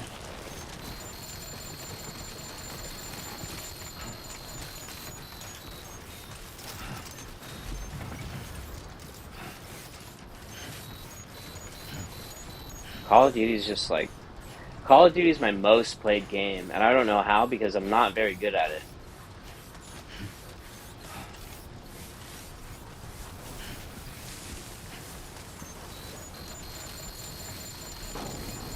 Doing fine. Keep it up, Sam. Am I going to the Magellan? Or this place? Okay, this place. It's funny when you work out and you're active and you're like, it's summertime, because I just smell like BO all the time now. Like, and I kind of like my own BO smell, honestly. Like, I don't know if that makes me kind of like a hippie type or something, but I like body odor. I use this vegan deodorant and it runs out in the middle of the day. Like, it starts fresh and then like in the middle of the day it just poops out. And I'm just like, I can smell my stinky armpits kind of. And I like that smell, so it doesn't bother me, but...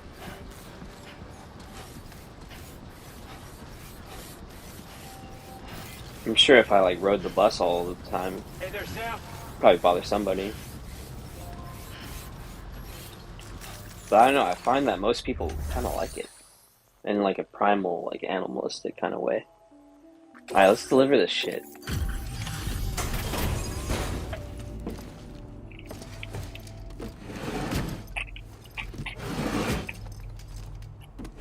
He's all dirty.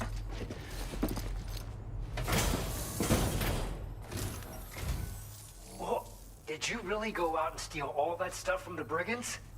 Way to go, Sam. Let me get started on processing your haul.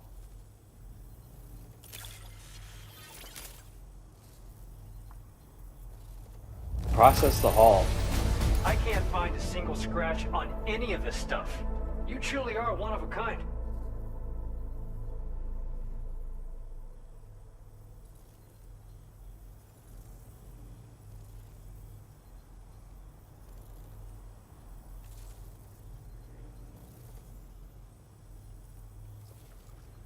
Margaret Qualley? Margaret Quality, more like... See, I'm looking at it right now. That's the first thing the algorithm shows me is Margaret Qualley fans. You have accomplished so much, done things only you could have done. We want you to have this data as thanks. The guideposts. Structures that automatically illuminate at night, allowing them to be used as landmarks. Several guideposts can be deployed to mark out a route through the landscape. Walk a path often enough and you won't need directions. Huh. Interesting. Interesting. It's funny because during the allocation of materials, our way of saying thanks. During the first game, I was always like doing the side missions, and like I would clear out a whole bases like side missions before moving on. Great for making landmarks to prevent people from getting lost, even at night. And when you do place them, you'll find they're useful not only for getting your bearings, but also for creating routes that will facilitate travel for everyone. Aside from that, we've also made it so you can now use your PCC to fabricate bridges up to 80 meters in length. The rivers ahead of you are prone to flooding, so I imagine extra long bridges will be especially handy. Oh, and Sam, there's actually one other thing I wanted to talk about. Call it a little insight into the cargo you recovered on our behalf. It included a device I believe you guys have taken to calling a chiral jammer. These jammers are capable of disrupting the flow of local tar currents. In addition, you also recovered some explosives modded to be able to penetrate the ground and detonate within the tar. This would destabilize the currents over a large area. Needless to say, both these items could have been used to deliver an enormous blow to the chiral network. In other words, we've really dodged a bullet. But what I'd like to know is why this tech wound up in their hands in the first place. Can't chalk it up to pure chance. Honestly, it's almost like those brigands knew in advance that the tar was hiding cargo.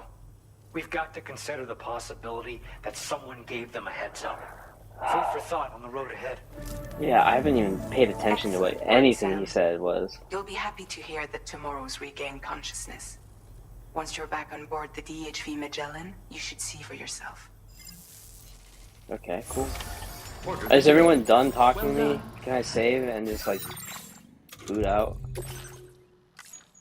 I like this game, but I could only take it like one delivery at a time, really. And like people are already done with it. I'm like, what are you nuts? Like you're like you just block out like 4 hours of time just to like speed run this? Like I don't know, man.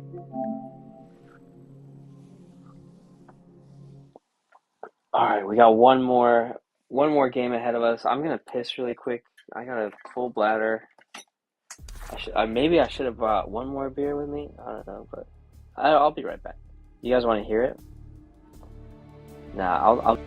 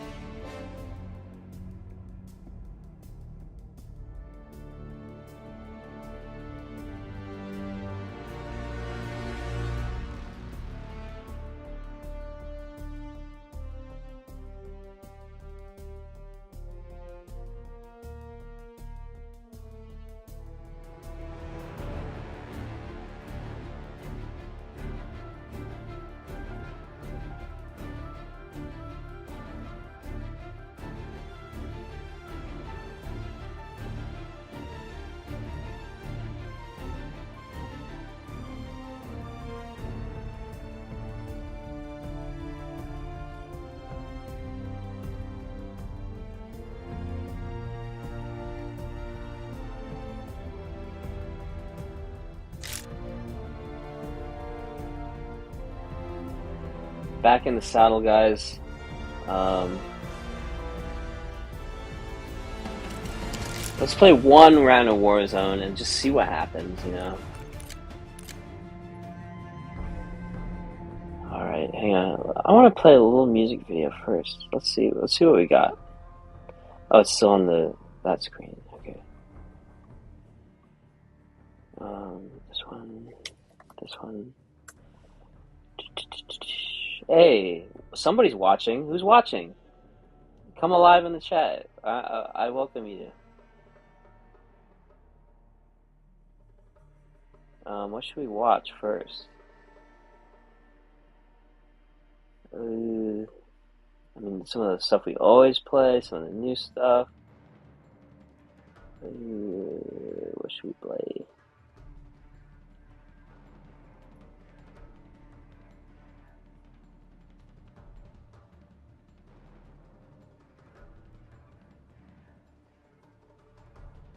Cyndi Lauper's too popular, I think.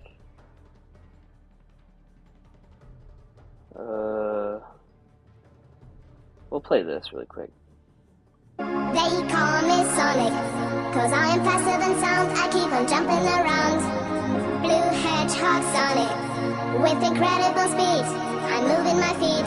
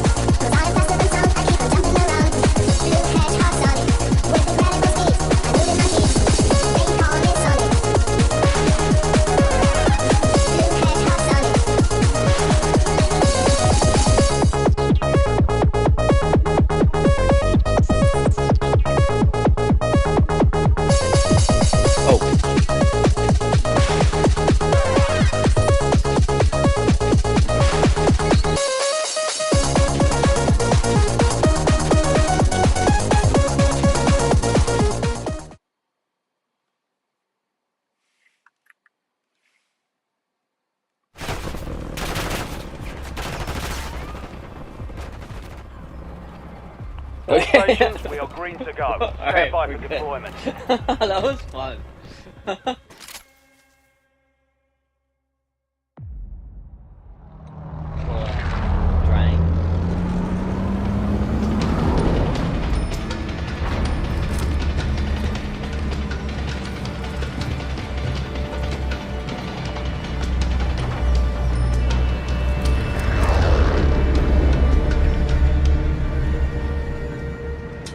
Pull up. Battle Royale. Pull up.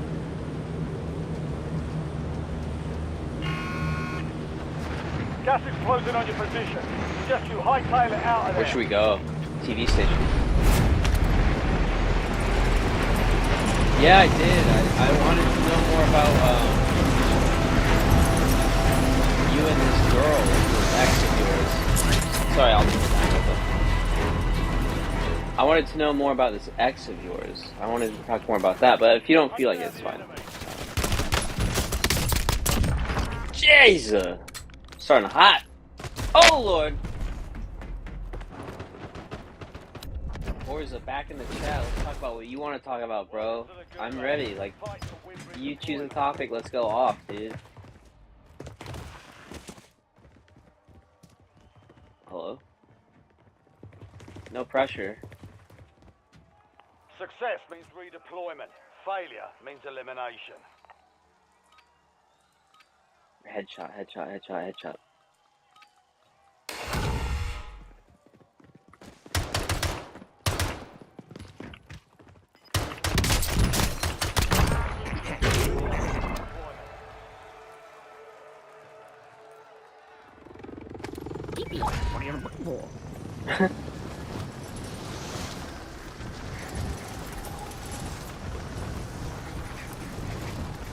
Oh Lord, there's a guy right there. Fucking A. There's another one right there. Jesus, we gotta get a gun quick. Okay. Okay, we got guns. Okay, we're good, we're good. Lay on the ground. Shield up. Okay. There were guys all over the place, bro.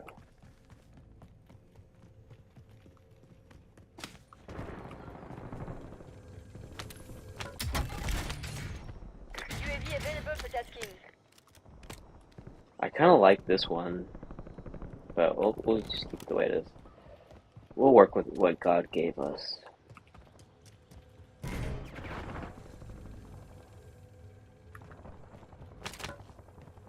Okay, that's fine. Yeah, well, I mean, we'll talk about whatever. I don't...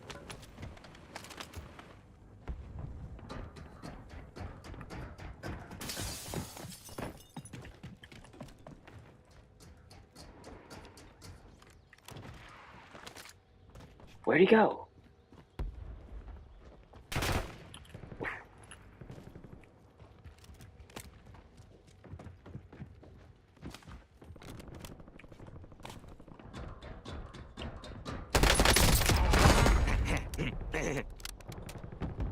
Bad choice.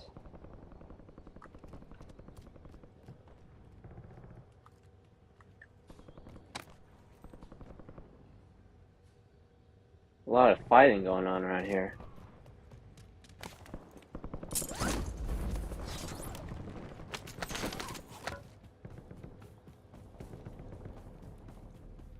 Oh. I'm sorry that you're sad. I didn't read that part until just now. If you want to talk about it, this is a safe space to talk about whatever you want to talk about. Gas is moving. I'll try and help you through it, bro. We're in this together, man.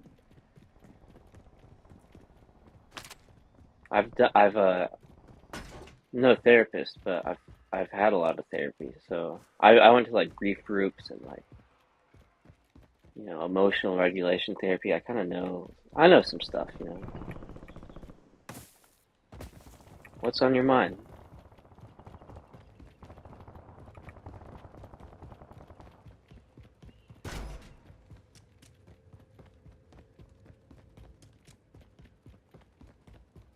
Oh, anger management.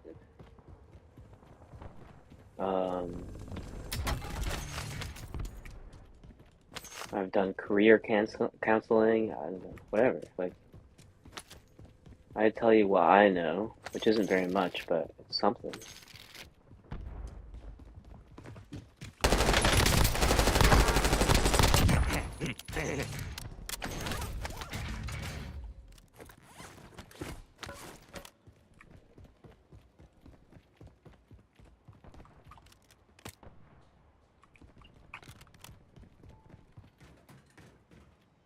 Okay, I'm a little tweaked, I'm a little locked in, but I can talk too, you know. Oh, dang it. Barely escaped.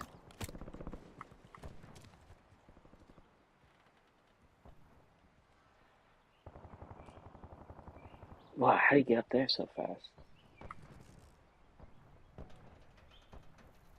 Hang on. There he is.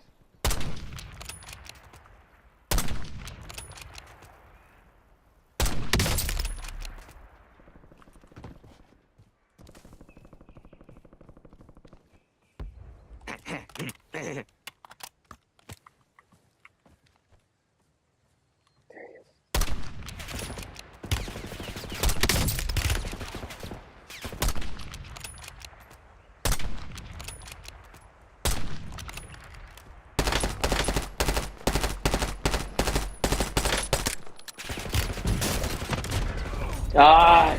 They hit us hard that time. Dust yourself off, regroup, and get back out there.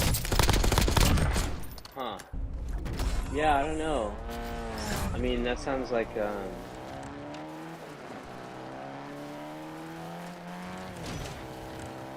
yeah, I think you're aware of what the problem is.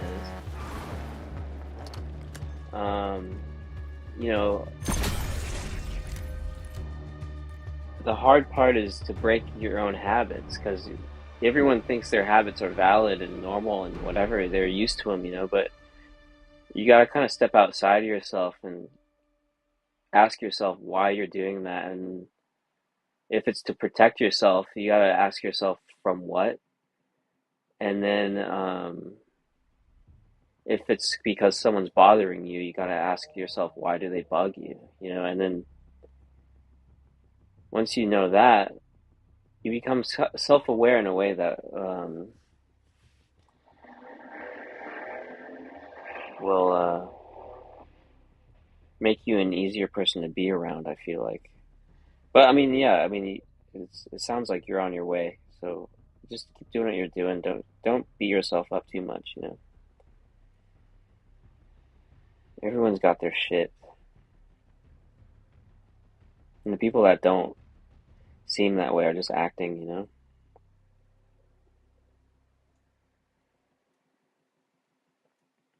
I hope that was helpful. I don't know. I mean, I'm kind of a dunce myself.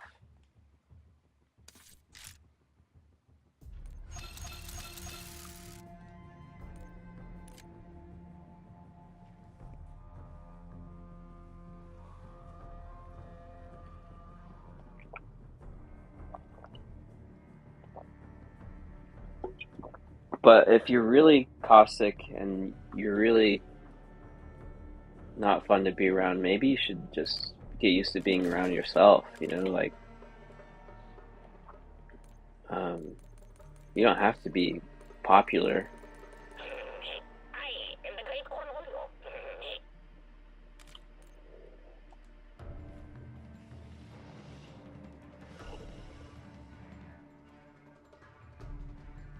I preach radical self-acceptance, even if who you are is kind of ugly.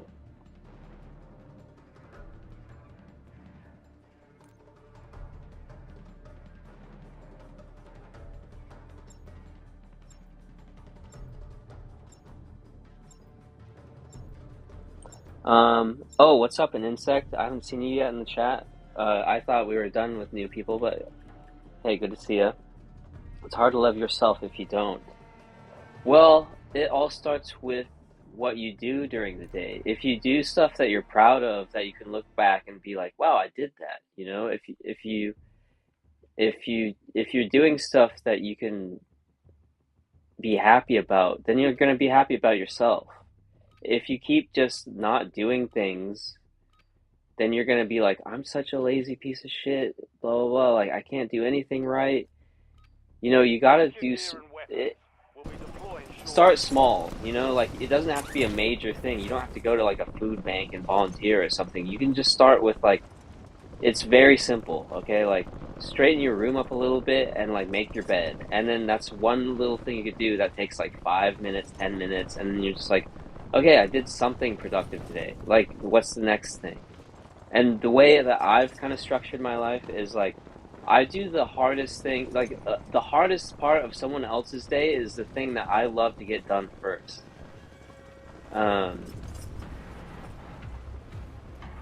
That's awesome, dude. Be proud of yourself for that. Like, not a lot of people get to do that. Even if you got some bullshit degree, it's a degree anyway.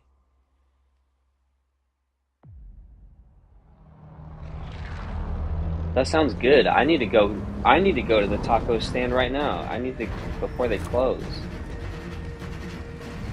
Yeah, that sounds good, man. Like, be proud of yourself for that. You're taking care of another living creature. Like, there's so many things to be proud of yourself for. Don't cut yourself short and like make yourself feel bad, you know, like it could be the smallest thing to be stoked on, you know, like what I do when I'm really upset with myself and I feel like dying is like I write a letter to God, and to make it, not that I believe in a higher power. I don't necessarily believe in God, but like if you're gonna believe in a higher thing, like why not just call it God anyway? I hate people that are like, let's call it Sky Daddy or like something cute or whatever. I'm just like, just call it God, you know, like. So I'll write a letter to God and I'll be like, hey, I'm having a lot of problems right now and like everything sucks and I want to fucking die. Like, can you help me out a little bit? Like, here's my problems and here's what I want to do, but like, what are some other possible solutions? You know, open yourself up to like some kind of guidance that's without your own input, you know, like, because if it's just you, you're gonna tell yourself the worst shit all the time if you're in a bad mood. So you gotta be like, hey, like, there's gotta be something else to like balance you out a little bit. And it's usually a faith in something pseudo-religious, you know, like, I don't know, some band or like some movie director, you know, like somebody channeling something else that you're not capable of channeling at the moment. Yeah, that's insane. I don't make my bed most of the time, and I don't care. But when I do make my bed, it's something. I mean, you know, I have roommates. I live with 3 other people, and like, so when I'm feeling bad, I'm like, let me do everyone's fucking dishes right now. Let me take out the trash. Let me like make sure it's trash day, and then put the trash cans out. You know, like little things that like I don't always get props for, but it's something that's of service to like not just me, you know, like little things like that. Like it's just, and they stack up too. Like when you start making choices like a better person, you start to feel like a better person, and it just becomes natural. If you're gonna wallow in self-pity, you're gonna look for things that make you pitiful, and it's as simple as that.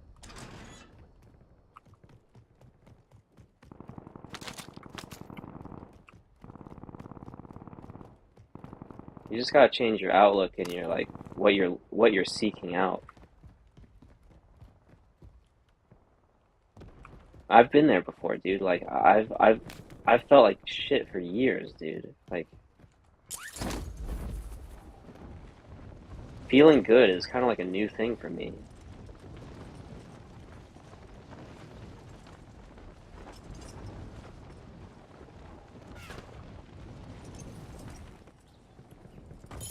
I need shield bad.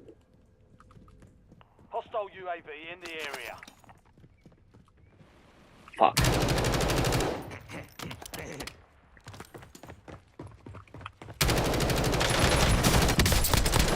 Ah! God damn, luckily I was pre-firing. Fucking A, dude. You're losing ground. Move it.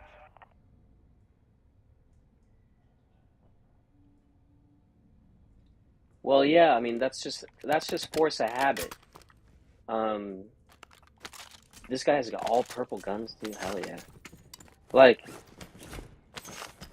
it's easy to know what you should be doing, but it's another thing to practice. It takes practice. It's pretend like your life is a sport. You gotta go to the fucking gym every day. You know, like you gotta listen to your fucking coach. You know, and like he knows better than you. Like you gotta like relinquish your own mindset. You gotta be like, I don't know what's good for me. In those moments, you're like, okay, so let me do what I don't want to do, because then like it's something else, you know. Like if you're just inputting the same thing, you're just gonna get the same results all the time, you know.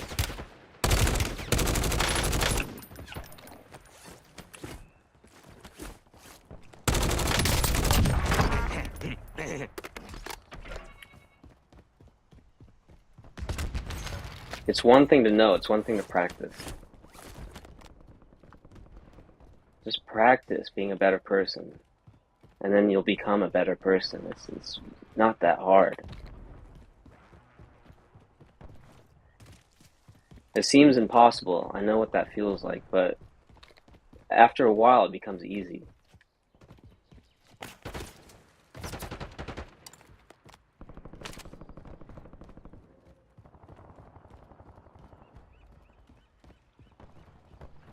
Dude, I had a friend overdose in my fucking arms. Like, I know what that shit feels like, and it sucks, and like, it pisses you off, and that's trauma, you know? Like, but you can't control another person. Like, I mean, I've had family members that are alcoholics that I've been like, just don't drink. Like, what's your fucking problem? Like, you like feeling like shit? You like doing bad things all the time? Like, what's your deal? You know, you can't make a person not want to do that stuff. Like, you can't drag a person to change. They have to want it themselves, and all you can do is practice patience and not blame yourself for their actions. And if that means walking away and, you know, protecting yourself, like, that's selfish and it's cruel and it feels wrong, but I mean, it's sometimes the only thing you can do.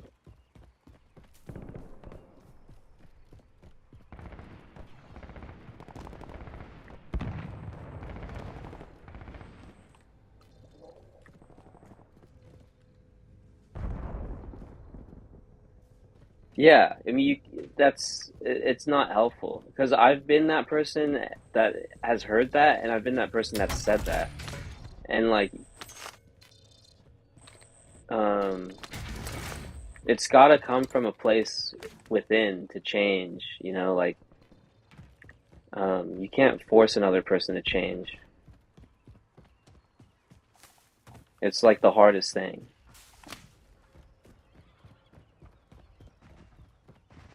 But I mean, it's also on you to not fall in love with those people. Like,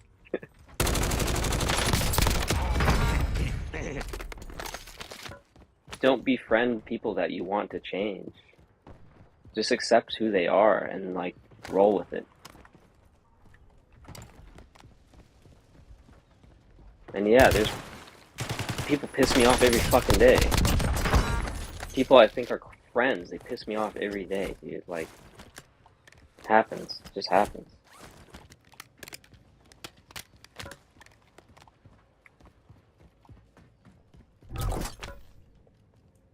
Friendly loadout drops on the way. Well, it's as complicated as you make it. I mean, it's any problems like that. I mean, I used to think money was a really important thing, and now I just don't give a fuck about it at all. I'm better off for it, I think.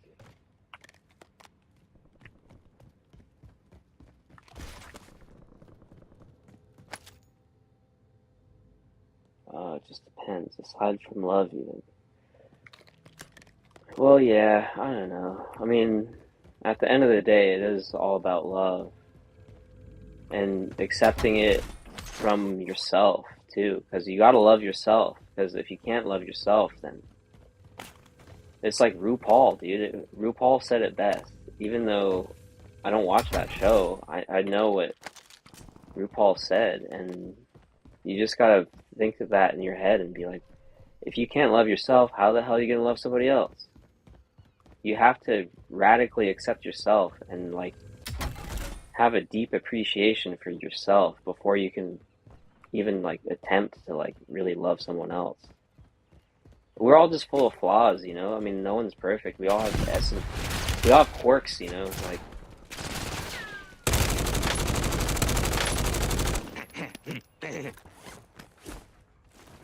oh shit, here he comes.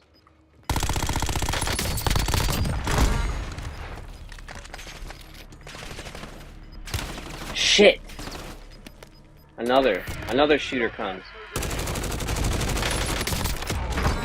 Alright, we did it. Alright. Who else? Who else wants some? I like the guns I have now, but it'd be sweet to switch this one out.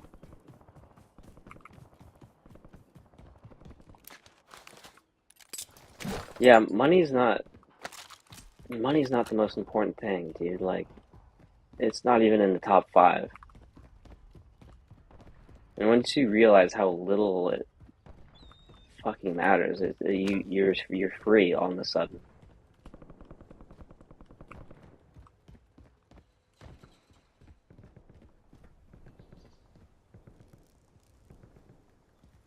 Yeah, dude, come back whenever. Like, do what you gotta do.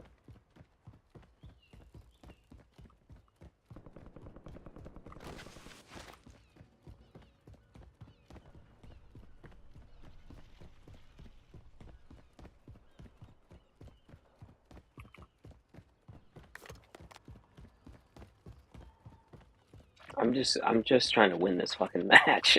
I'm just trying to survive. Everyone's trying to kill me. I'm just trying to survive out here. Oh, Be advised, an enemy squad is tracking your location. yeah, I don't know. This has been an alright episode. It's been alright. I would like. What would I like to happen? I don't even know. I'd like to win. That would be good. Coming LDVR. Oh shit.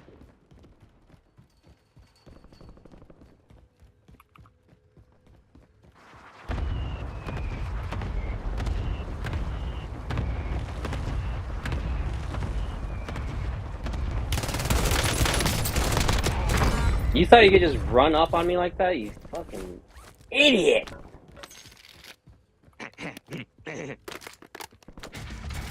Now your shit's mine, dude.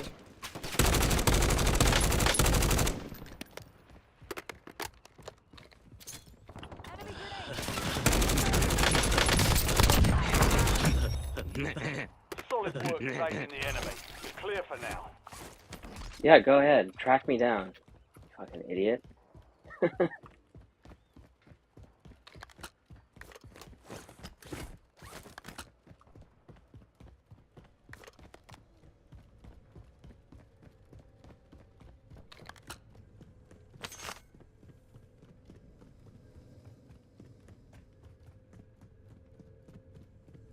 Alright, let's just relax. We still got 75 more players in the match. Let's just relax for a minute.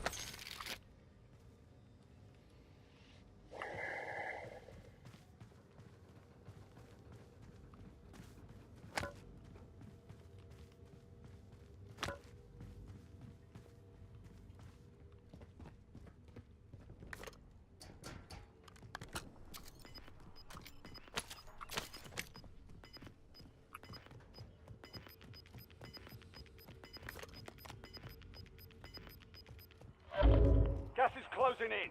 Get to the new safe zone.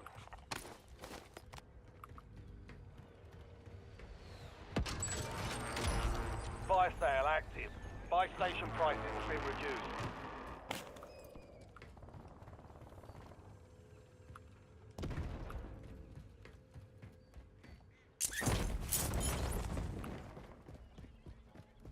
Anybody else in the Enemy chat UAV is want to online. get active? Come on, I'm an open book. It's fun in here. Let's have a fun time. If you're watching, say something.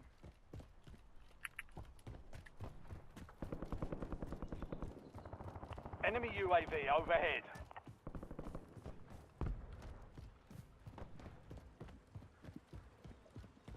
Enemy UAV is online. Damn, everyone's popping UAVs. The map's getting small, but there's still plenty of dudes running around. We gotta find a spot to Enemy be safe advanced just for a UAV little is bit. active. Shit, all these doors are open. I don't like that. Alright, we'll just duck here for a minute. Hostile UAV in the area. Gas is inbound. Enemy UAV overhead. Everyone has Enemy UAVs but me, I advanced guess. UAV overhead.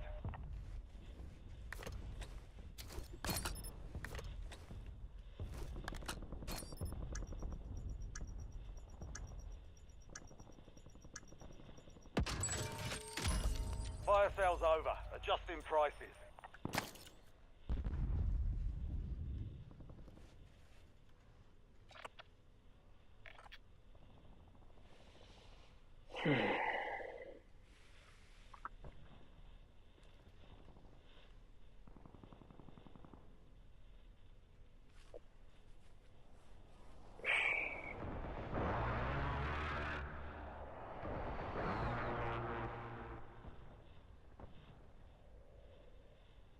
Enemy soldier incoming.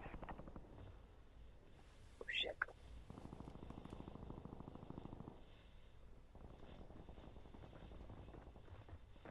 Enemy UAV is online.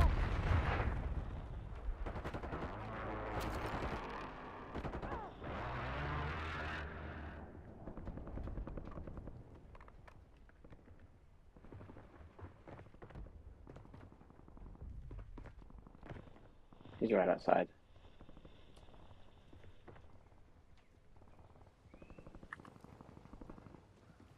There he is.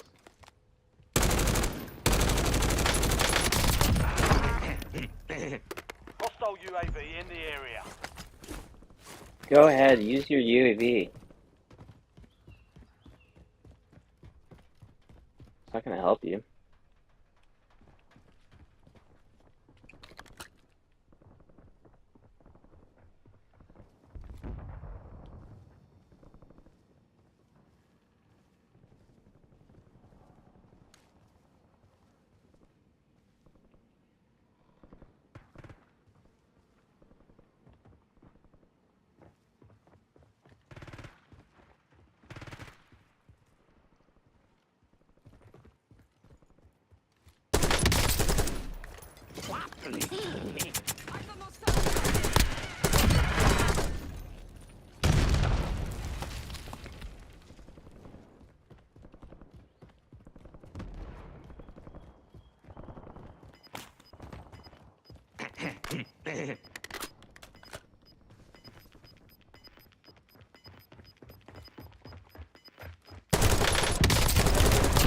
Gas inbound. Safe zone relocated. Okay. Have fun in the gulag.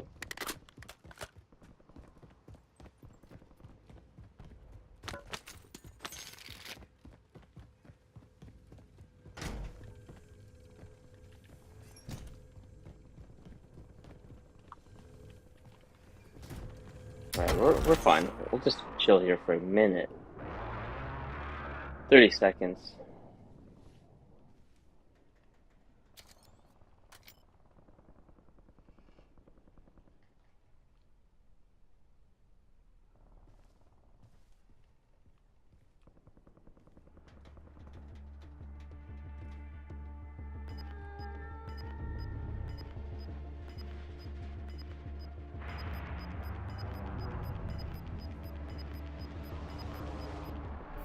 Gas is closing in. Enemies are dropping into the area. Watch the skies.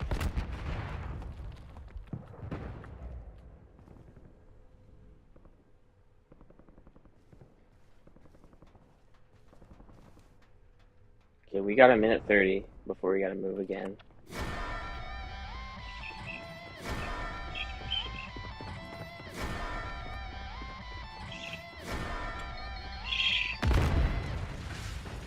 I can't fucking hear anything.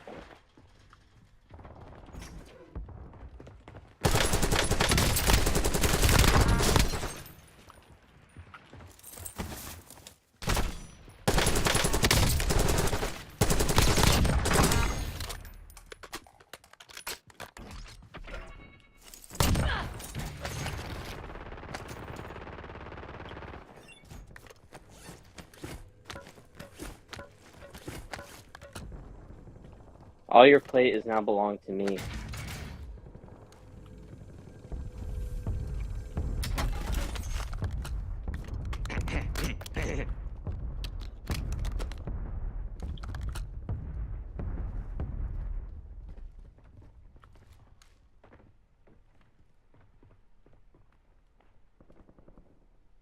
Go ahead, make your move.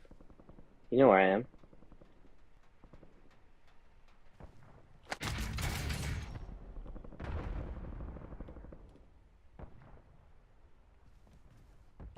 Precision airstrike standing by.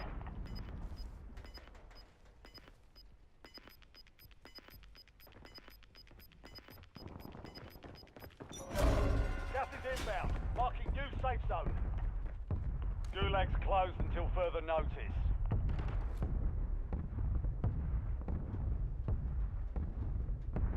Bro, we'll wait until the gas is like right on us before we run out of this building.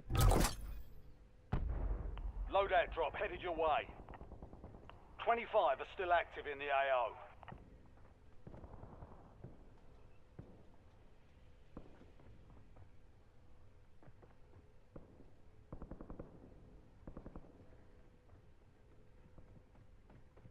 They're all around us.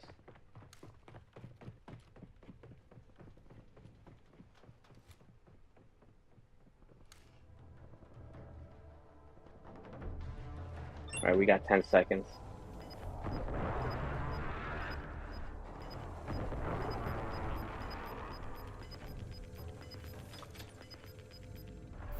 You're losing ground. Move it.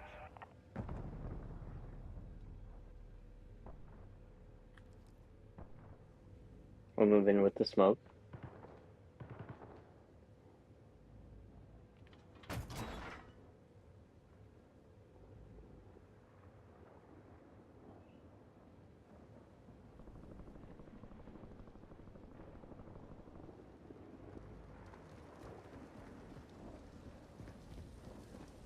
Calm. Be calm.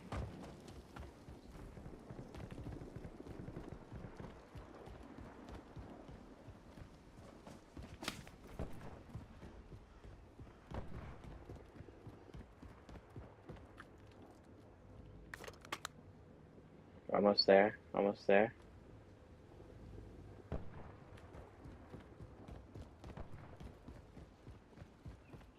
Okay, we could just chill here for a minute. I don't think anyone's gonna come behind us.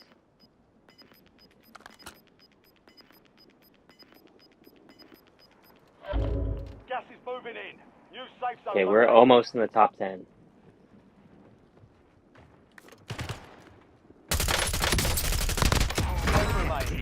Push it.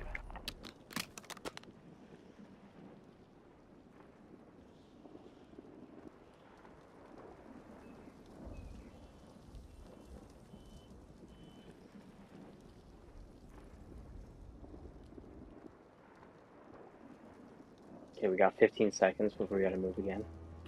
It's gonna get hot, hot, hot over here.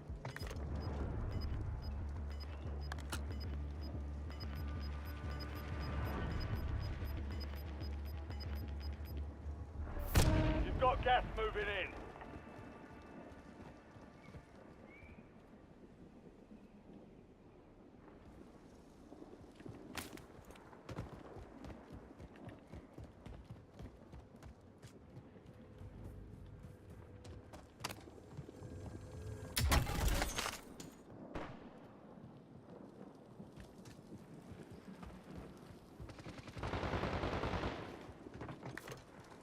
We're gonna score. Copy. 1031 on approach. Strike inbound.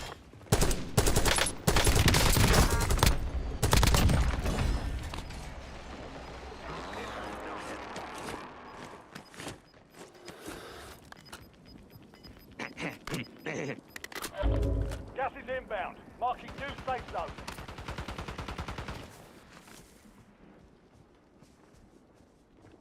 It's gotta be.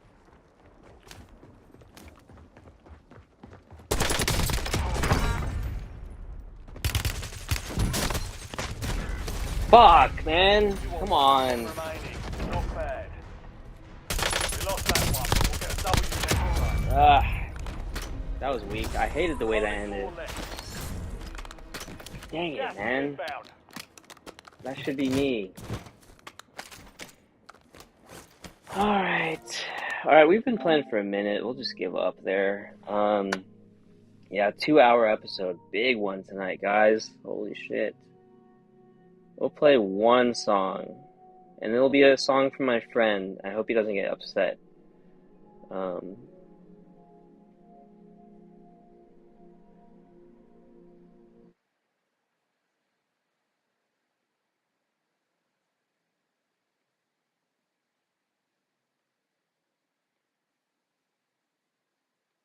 Wait, we'll full screen this. We'll full screen this. Hopefully it doesn't get banned because of this, but we'll see what happens. Alright, take that off. And then there, and then here we go.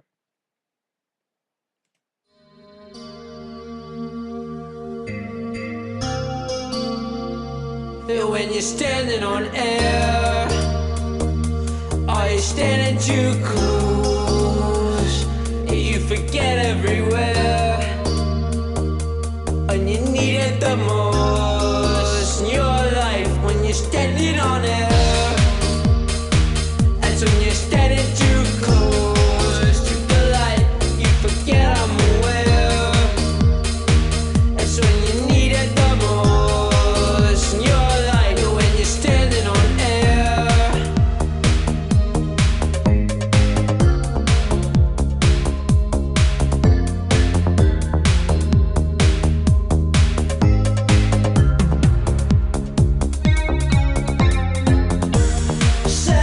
Celebrating the times we were wrong. I feel you fading before you be gone. Leave us waiting for love to come home. Staying in a place we belong. When you're standing on air, are you standing too close? You forget everywhere, and you need it the most in your life. When you're standing on air, are you standing too close to the light that you forget how to care? Right when you need it the most in your life, keep on standing on air.